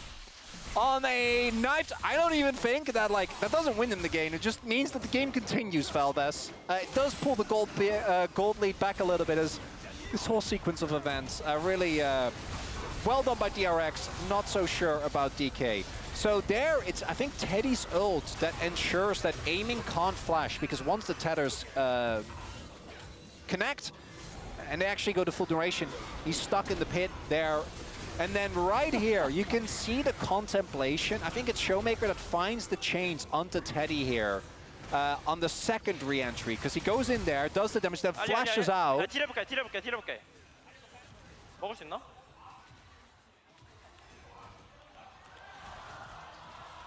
먹어봐. 애플 있어. 그러면서 천천히. 나 E 있어. A minion auto on Lucid away from that play being a disaster, by the way. I know Jin was on his way. Uh-huh. But I think DRX, I can't fault them for that. I think you have to try and go for that. And again, despite all that, still gold lead for DRX. Still think they're in a good spot. But it does mean that the game is still afoot, Valdez. The game is afoot indeed. And now we got the Otacon. DRX have shown a propensity to just go ahead and start the Otacon. And they've got Varus, who is lethality, but can still do a decent amount of damage. But you've also got Cassiopeia, so decent amount of damage into that. You got the attack speed from the Jarvan. Not a huge amount of damage from top, though. Oh, so I do wonder if they will start it. Doesn't have Collector done. Yeah, and DRX do have incredible, I think, both engage and counter engage, right? So you do, especially when you can set up with Sion in the front as well as Ondil. Sponge can either be in the front or can be looking for a flank angle, and then Yehu and Teddy behind them. That is a really tough core to crack. DK is going to be very reliant on getting backline access, right? We need to find a flank for Showmaker, or flank for Lucid. Sponge goes in with confidence, as he should. Mid lane turret down, though, does mean that there isn't as much safety for DRX. So they need to be a little bit aware with that. Will Barrel hit the champion or the wall? Or Alistar, which also is Does it matter? Yeah, valid point, actually. I think if he hooks, he dies. And he might not even get to hook here. Okay, just gonna get rooted down and dies. So that's gonna be the end of barrel for the third time. And now we got the engage coming in from the top side here. Rich locking down the Cho'Gath. Shu in a bunch of trouble, has to flash away. And again, there's not really anything going on here except the Otacon, so they have to immediately turn tail and run towards that objective. Showmaker, you have a limited amount of time before they all show up. I know you want to clear that wave, but you better run. TP comes in. This Otacon is still a bit risky. Yeah, only Alistar, Cho, but also only Alistar and Yehu have their ultimates available. There's still a lot of power here for DK. Yeah, they're coming on in. They're looking for that angle. Alistar ult taken here by Showmaker, wants to just go straight in, and that he will. They're looking to turn, and it's only damage into Cho'Gath, and it's not enough. Meanwhile, Showmaker's just in that back line with the Unbreakable Will, but it times out, and the knock-up is gigantic. But Lucid here, gonna start to get those resets, get the engage on the Alistar. Looks so clean on this Viego tonight. And he will be able to help his team collect the Otacon once again on a very close fight. Otacon going the way of DK. Is back and forth, not done just yet. Rich almost turned that one around. Multi-man knock up there, but not quite enough. And I think this also leads, looking at the timings here, given that Yehu is still a little bit further out, can TP, but might be also the Dragon and Soul Point, as it starts with Barrel, as it so often does, gets flag and dragged, gets found, just dies. Only investment really there is the... This actually, I think, is a good job of Cho. If Lucid dies, I think the play is a lot worse, but Cho can actually take the beating, so she'll make sure that Rich's ult doesn't find it. Then here, because of the power of Showmaker's ultimate plus the resistances being shredded, he can go really deep. A lot of damage, as you highlighted, went into Cho'Gath, which doesn't really matter. It's just a slight overstep right here into a three-man knockup of Andil, followed up by Rich, but Lucid still gets the reset, right? He isn't the one that actually doesn't end up dying, so I think the play still works out, as he then is able to make his way out. As now, gold basically even for 24 minutes into the game. Both teams, I think, having very clear win conditions. As a Drake is being started here by DRX. I like this, actually, I think. Again, their counter engage is good, but there is a flank angle here for Showmaker. Yeah, the flank is going to be pretty massive. They know now. It's coming in from the right side, and it's kind of locked by Andil. And now they're just engaging on a Cho once again. They might have the damage, but the hook comes in on a Yehu. But can they actually take him out? Yes, they can. And now it's resets for Lucid once again. They find the one target, and they just burst down the rest of the comp. DRX just get routed and can't do anything about it. And normally, Cho'Gath is the one feasting, but he's bait. 2 fights in a row now. Just gets targeted down, but guys, that's Cho'Gath. I know he's not doing so hot, he's 0-4, but still, he's happy because while that happens, Barrel finds backline access onto Ye, who ends up going down on the Cassio. I think this is one of the issues we've seen with Cassio, actually having an extended impact in fights. The line you need to walk is so thin. As we take a look, they go in, a lot of tank buster damage, so yes, Shu goes low, and they kill him, but it doesn't matter. Then Barrel and Showmaker get on top, and again, it's a Viego comp. The moment he starts getting the resets, you're looking good. Aiming wasn't really threatened. I think Sponge going a little bit too deep there without really any follow-up. I think it's important to note that there are Jarvan comps where you can get away with that, as shout out. That's good. Good tanking. That is good. Shield. If they want to spend everything, including Miasma, onto a Cho'Gath, and then not even kill him, or eventually kill him, who cares? Viego gets to do whatever he wants. Showmaker's just bouncing around in the back line, like... nobody can do anything about him. They really have to lock it down. Not to mention, like, Alistar combo, cooldown. And it's just everything. You don't have any zoning from your Scion if he's going only into the Cho'Gath. I was feeling good about the chances for DRX. When we were hitting around that Otacon point, I think the Otacon fight was already rough. That fight, now Soul Point is there for DK. And they have a lot of champions that, when they're on low health, can be deceptively tough to deal with, right? Both Lucid and Showmaker, I think, kind of thrive. Viego and Silas both do, with the sustain in those type of close situations. The Shio is just like, it's fine. I can take another beating. I didn't hear no bell. I'm not giving up. For DRX, I think you have to find either aiming or Lucid. I think Showmaker is actually a lot harder to take down, not just because of the...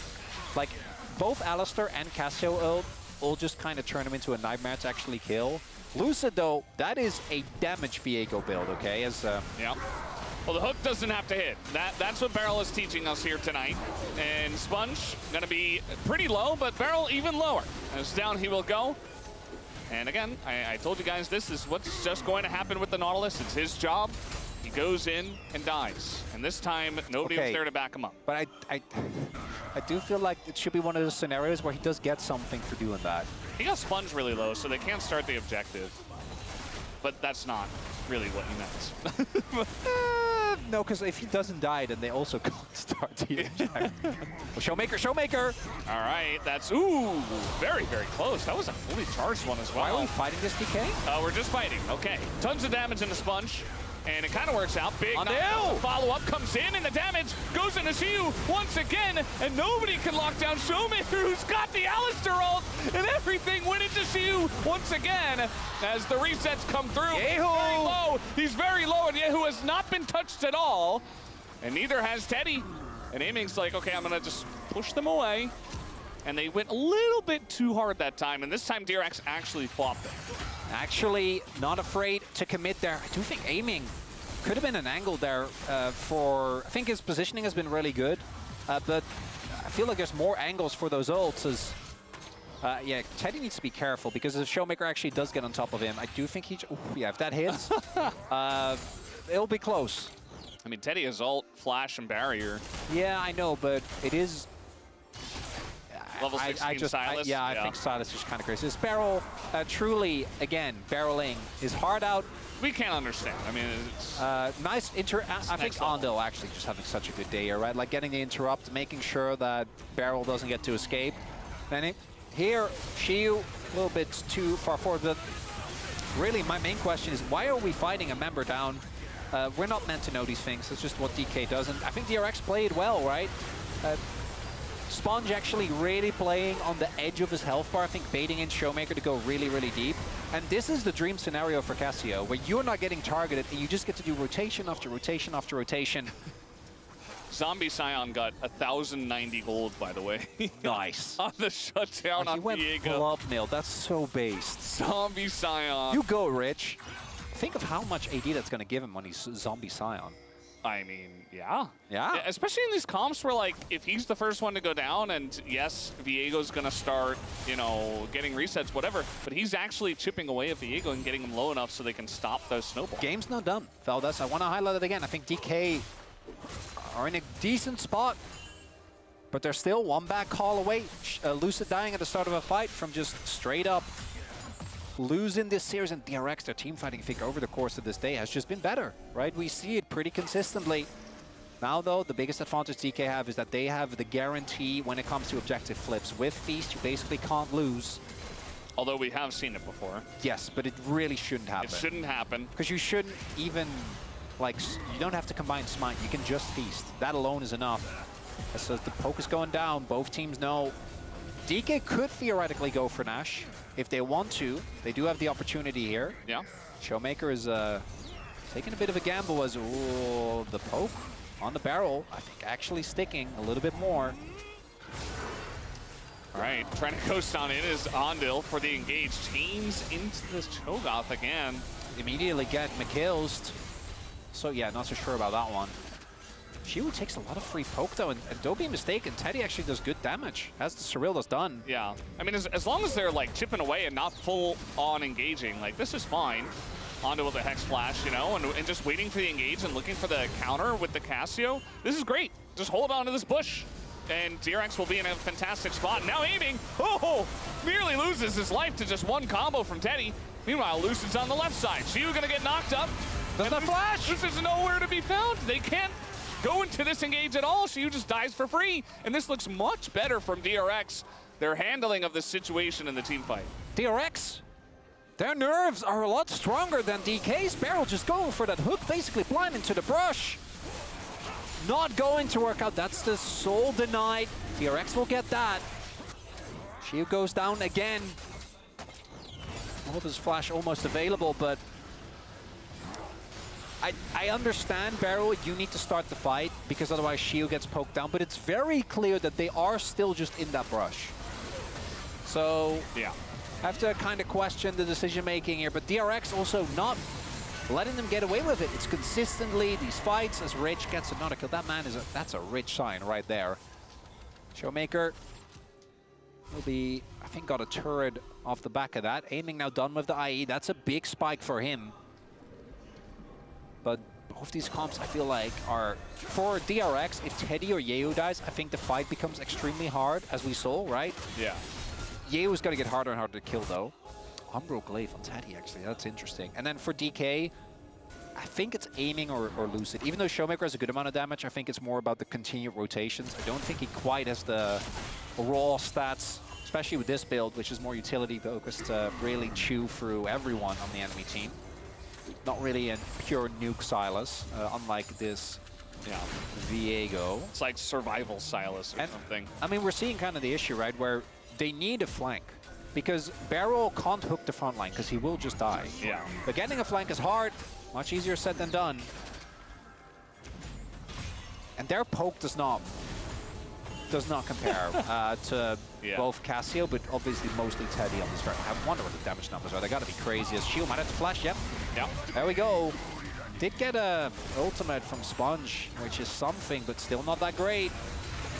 I like how DK now are trying to hold on to this bush. We've got to utilize it. The hook goes into the Scion, so now we're just playing kill the tank on the other side as Rich going to flash and ult away. And they got to try now. They got to pull the trigger. There's a lot of damage. Showmaker's got this. Right? Pull the trigger on Nash? I think they absolutely should. Showmaker has this ult. I think they're a little slow. The only issue is that Rich can just back and TP. And well, yeah, but look how much damage they have. I think they actually could have gotten it had they been a little bit quicker on the trigger. TP comes in. I think they have to disengage, and it looks like they know Showmaker looking for a flank. They definitely have to. They have to look for the turn, as now looking for Yehu. They want Yehu. Barrel's going to go down, but that is understandable. Showmaker's in the back line. Wants to get on top of Teddy now, doing a ton of damage just by himself, as the knockaway is huge, but it's not going to stop Lucid from getting in. He didn't get the reset! He immediately goes down. That is gigantic, but look at aiming. Totally untouched, and Yehu's too low. Nobody is alive that deals damage on the side of DRX except Zombie Scion, I guess. Okay, aiming, you really have to respect the Zombie Scion. We were just talking about this. Nearly dies to him trying to get the kill on the backside. Aiming, when I said I wanted more ults, that's not what I meant! Not what I was talking about! As it is, I think it actually was, it's both the presence of mind from Showmaker to go for this play, and I want you to look at how much he does, and then the ult from Barrel onto Yeo actually sets up this entire play. We also see a bit of a split fight here where Rich is trying to zone people away, but Showmaker with this Alistar ult. The amount of damage he's doing is unbelievable. Really good CC there, as well as Miasma to ensure that Lucid doesn't get the reset. I'm not even sure, actually, if he actually got damage down, because I feel like otherwise we would have at least seen the Ghost. Doesn't matter, they got the Viego, but Showmaker does actually pop off, and then I guess he was looking for Cassio, but yeah, as we highlighted, Zombie side does not mess around. And hey, DRX, they get another goal. That wasn't enough for DK, and they did invest a lot there. And it's still a 600 gold. I know, isn't this perfect? It's been like 600 gold for, I swear, like 10 minutes. This is perfect. Just sitting here, 25 to 35 minutes, and 600 gold the difference. This is Rise Group. This is Rise Group. Legend Group could never. Oh, no, the game would have been over like 15 minutes ago. No shot. One team would have been too perfect. They couldn't give you gameplay like this. It would have been too good. That keeps you guessing. Wouldn't have been interesting. Nope. Okay, gonna start up the Baron again. This is. I mean, they have Cho. They have Cho. So you just take the objective and make it work. Now, what happens after the objective? Okay, they're gonna run away. And no, DK says we want to fight. They're gonna get the root down here on Rich. He is getting poked down a decent amount. And now we finally have that Jhin ults coming out here. This is the one you meant. A Sponge might go into that GA. Final shot goes into Yehu, and he's just not able to do damage. They're just being run down until the first domino to fall. It looks like the Miasma gonna stop Lucid from doing any other shenanigans, but they got the Baron. That's also setting up for a possible soul here on DK. That might have been it. The redo on that fight as Barrel goes in. The bait of all time. gonna get the GA, and maybe the sponge. Looking for it, and yes, they will absolutely get the sponge. I think aiming hit the cone instead of the sponge, which would have just gotten the job done anyway. Dies to poison, which feels very apt, but I don't think it matters. I think that might have been the breaking point there, Valdez. Well, they know they can't end the game, so they just leave 2 to take the inhibitor, and aiming and Xiu to come over and feast. Xiu, by the way, only on 5 stacks, so yeah, didn't even get up to 6. About to be 6. Yeah, 6 stacks, 36 minutes in.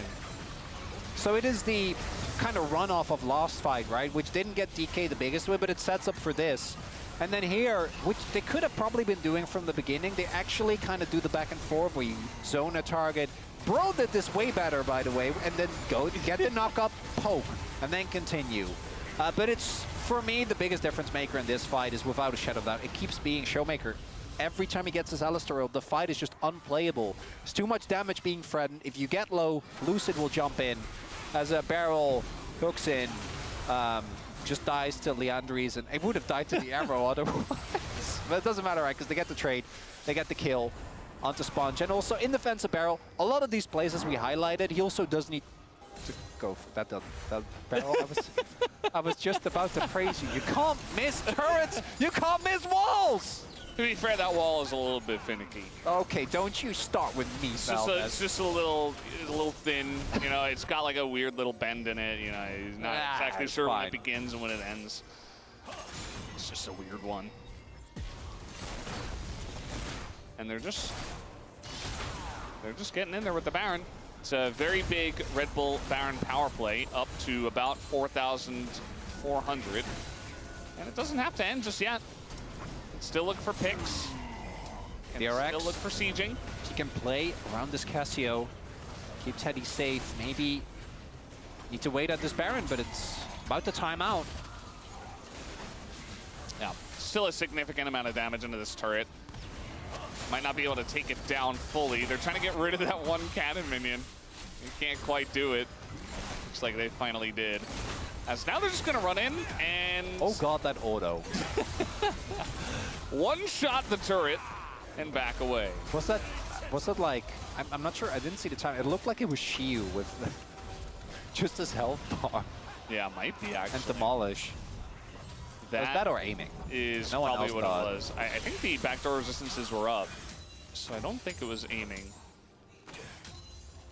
Either way, we're not going to get a replay of that. I can't believe I'm saying this, but given how today's series have played, I still think DRX have a shot. I don't think it's actually... I think obviously DK is heavily favored, but if you can find a turn, if you can find backline access, maybe there's an angle. Keep Yehu and Teddy safe. It's so much easier said than done, though, at this point in the game, because you don't have any prio. So you'll always be down on vision, which means you can always get flanked. Yehu does finish his death cap, though. That's a big spike. What ult is Showmaker sitting on? You wonder.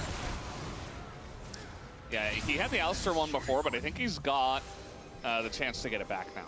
So... I feel like he has it for every fight. He's just running... Okay, nice flash here from Xiu. Xiu just knows that he just has to be alive. And so flash doesn't really matter as long as he plays safe from here. I do feel like he keeps walking into flags, which he probably doesn't have to do. Yeah. Maybe it's on purpose. Maybe just trying to bait them. Not sure. As this time, once again, definitely trying to fight here and trying to bait them into this, I suppose. Xiu getting incredibly low. He's going to go for the feast there on a ridge, and he takes basically forever to die. No! But Showmaker's not here as the engage comes in onto Andil. And he's getting incredibly low, and finally Showmaker's coming on in. He's going to immediately steal that Alistar ultimate, and now he's unkillable under the turret, just chasing down Teddy, who is alone. Should be able to get this disengaged cone, but still, it's not good news for DRX as they're being run around down here in the bottom lane. They're kind of holding on. The biggest problem is obviously 2 units are down. They are holding down. They are holding on. Not losing the game. Not yet. They got a bunch of sums there. You know, I'm a glass half full kind of guy. Okay, I believe in Elder Flip. I feel like that's what we need to end this series. I feel like it's warranted. You know, it would just make too much sense. It would. As we have Xiu really showing how tanky he is. It takes a really long time to go down. But then that re-engage from Andil. That man has been on a tear today. Is what forces the defensive ult from Lucid, which means that Lucid can't get the reset. then by the time Showmaker shows up, a little late, the TP comes in immediately as well. So like, Showmaker flashing, Lucid flashing, I don't think it's that bad a trade. I think the problem is that you're still just locked into your base, so you can't actually do anything. And you probably will lose Nash because of it. So now you're in this eternal cycle of like, oh, we'll lose Nash, and then we're going to lose Elder, and then we're going to lose Nash. If DK also let this game go to... Yeah, if there is another Nash after the Elder, which I find a little bit Hey, we can make it happen. dubious. It's fine. Barrel will just hook and then stall the game out for 2 minutes for no reason. It could happen. He could. He might just do that. I love me that Serpent's Fang from Teddy. That's good stuff. This is gone. We know that. That's fine. Yeah. Really, it's should the Elder. still feast it. Yes. Or, Right. no, maybe he wants to save the cooldown. Okay, that's smarter. I think I'm not going to lie. At this level, It probably would be out, but well, you can check, right? It's the Because same. you want it for Elder. I get that. I respect that. like, what if they were doing Elder, you know? And they don't really have like that much vision, and you're like, oh, I really need it just in case for the steal. Yeah, I guess. Why not? But I want to he's not repeat stacking. what I said about DRX in game 1. I want to now repeat about DK, though. Like, we are getting to the point where your gold league doesn't actually matter. Yeah. I gotta be a little careful. Did we break the record for longest game in our first game? I don't think so. I think But it was like 1 minute short. I am confident this will be the longest series. Because we had one like 45 minute, then 35, and now another 45.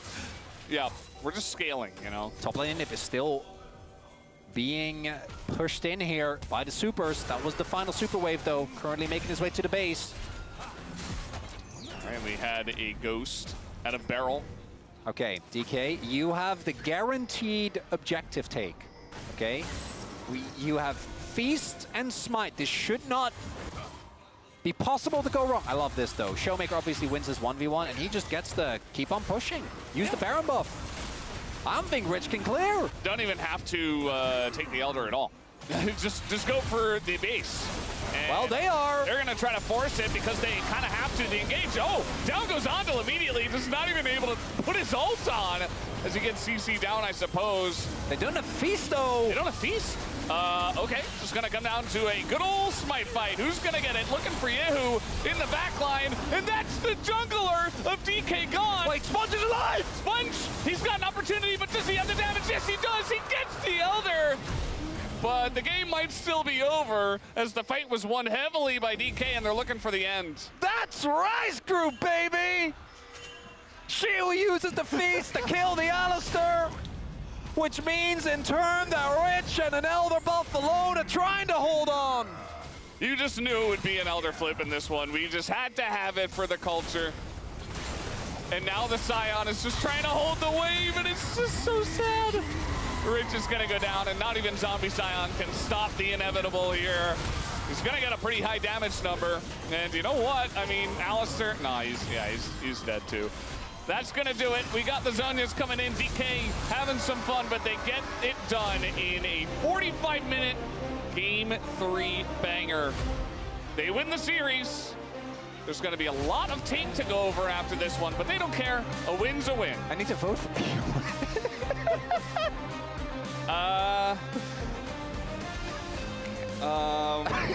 After those Channels, I wanted to go for aiming. I don't know, man. I don't think it can be aiming. Is it Showmaker? It might be Showmaker. It's not Lucid after I know. He came back, but it's not Lucid. Yeah. Is it Shield? I don't know, man. I'm just gonna. I think it's mid. I don't. think it I is. don't. I will not be held accountable for whatever vote. That's my comment right there. I am not to be held accountable for any vote. I don't know. I don't know. I don't know. This series took a lot out of, I think, both teams. And by the way, we have T1 versus KT, the telecom war, coming up next, guys. That is where the gaming happens. This was just the culture, and it was very enjoyable. It's a very fun, very fun little game of Legends we had. What I do love is if there was any question as to whether DK belonged in the Rise group, I think that question, now by the time we've reached week 2, we should be very clear. There is no question. There's a reason why they're here, and we're watching it in these games as roller coaster performances, I think, of the entirety of DK. For DRX, I think it's a little more hollow in that I think on average they actually were better. But the really high moments, and I'm gonna keep going back to this mid play, were there for DK, right? Like in the moment of moments when it matters most, I think there were just some crazy outplays that they found that DRX just wasn't. I think DRX, their team fighting was better today. I think on average their objective setups were quite solid. But these crucial moments, I think, ended up designing the series. What a roller coaster. Unbelievable. As you highlight, KT still has yet to play. Oh, man. It's just a roller coaster of a day.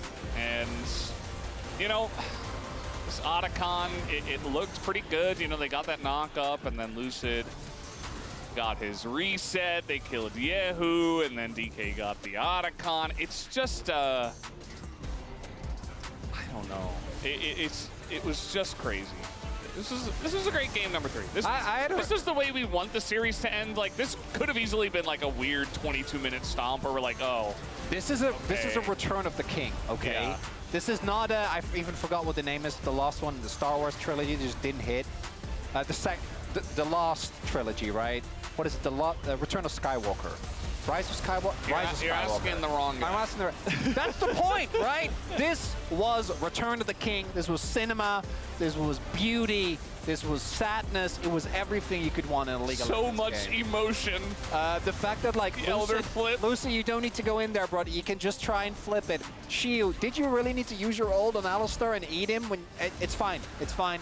It's fine. It ended up working out. I know it's going to be POM. Might be aiming. Might be Shiu for his exemplary it's Showmaker. baiting. It's Showmaker. I mean, is it? His TF did not spark joy. No, it was fine. It was fine.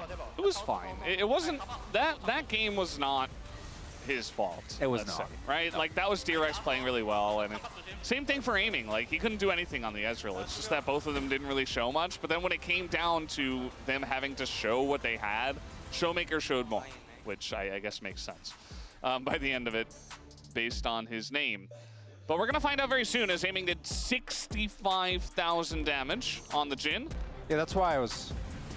Any boom damage voters? Sure, I mean, at the end of this, you know, I do also think maybe Lucid gets votes too, because people forgot about Game 1, because it was like eons ago. Over the course of the series, I think Aiden was the most consistent player. But when it comes to the plays that won, yeah, I do think Showmaker does make a lot of sense. I think it's got to be one of them, right? And it will be Showmaker at the end of the day. Actually, the fact he only died 3 times in a series as messy as this, I feel good about. I'm like, yeah. I feel good about the vote. And he was clutch, right? He was clutch alongside a Lucid, who obviously could not have been voted for. Because of Game 1, yeah. Yeah. So Showmaker actually going to make it onto the top 5 POM standings board. Which is we said at the same time, that was crazy. I know, Jinx. Mind-boggling. Surely Brendan Veldus, you're fine. Thanks, Mal, for freeing me. What a great. And normally it's like, what a day. We are possibly not even halfway done. We had a great day today. Thanks for joining. No, don't go anywhere. We do have the POM interview, and then we have T1 versus KT Telecom War. But maybe this one was just better. Maybe we don't even need that. It will be hard to top. I'm not gonna lie. Yeah. Well, you can see them prepping there. Everybody's got their cameras out, getting ready to get a clip of the famous, the one and only Showmaker. I would be happy if Showmaker truly returns to form. And I think we're slowly, he's climbing back up again. He is. I hope it continues. Well, guys, we're ready for the POM interview. Let's hand it over to Deer for the translation. Thank you very much, guys. This is Seer for the POM interview translation, joined by Showmaker on the side of D+Kia. Congratulations! How are you feeling after that victory? Our match game time was actually so long, each of the games, and it was just so exhausting, but I'm still happy that we were able to win. So since 2023, D+Kia has never lost against DRX, and you guys were on a 11-match winning streak. you must have felt pretty confident today. So what mindset did you have going into the match? I think we have enough confidence going into our match today. And just based off of that confidence, and I think it was actually something that reflected through our gameplay today. DK took the reverse sweep victory today. Game 1, of course, was extremely long, a 50-minute battle that ended up being a painful loss. So what did you need to work on after? I think based on our composition, I felt like we were playing a little too passively. So from Game 2, we really wanted to be more proactive with our gameplay. And in Game 3, you guys picked Cho'Gath, which just feels like D plus Kia's signature pick now. And out of all the champions that are tanks, why did you go with Cho'Gath? We believe that Cho'Gath, when you are picking him as a counter pick, he tends to be a really good one. And of course, our Cho'Gath lost pretty big during the laning phase. But in the end, I believe that Cho'Gath did fit into our composition today in Game 3. Yeah, the Cho'Gath pick didn't work out the way you intended, and the enemy Cassio seemed to counter DK's champions very well. So what was your job as Silas? Yeah, so I think Cassio feels like a very good counter against Silas. And we felt like, based on the draft, it's just something that we do have to deal with. So I think I just really wanted to try to focus on winning the team fight and support our team. It looked like with Silas, you constantly hijacked Alistar's ult, so was this intended? Honestly, their comp was just so hard to go against, and there was really nothing else that I could steal. And I think the entire game, I just felt like, oh, I can't do anything without Alistar's ult. So I was always looking and trying to find and track down the Alistar, and the Alistar was always just hiding in the bush, so I just had to just chase him down the entire time. So is this something that you were thinking of doing since the draft? Yeah, Alistar's ult is just so important in the team fight. I just had to really keep that cleanse going. And you got your back-to-back victory, and for your third win in a row, you will face DN Freaks. What is your mindset? We were able to secure our winning streak, and I hope that we're able to keep it up and keep our form in order to go ahead and secure our third win in a row. And that's the end of the interview with Showmaker, and back to the space. Thank you.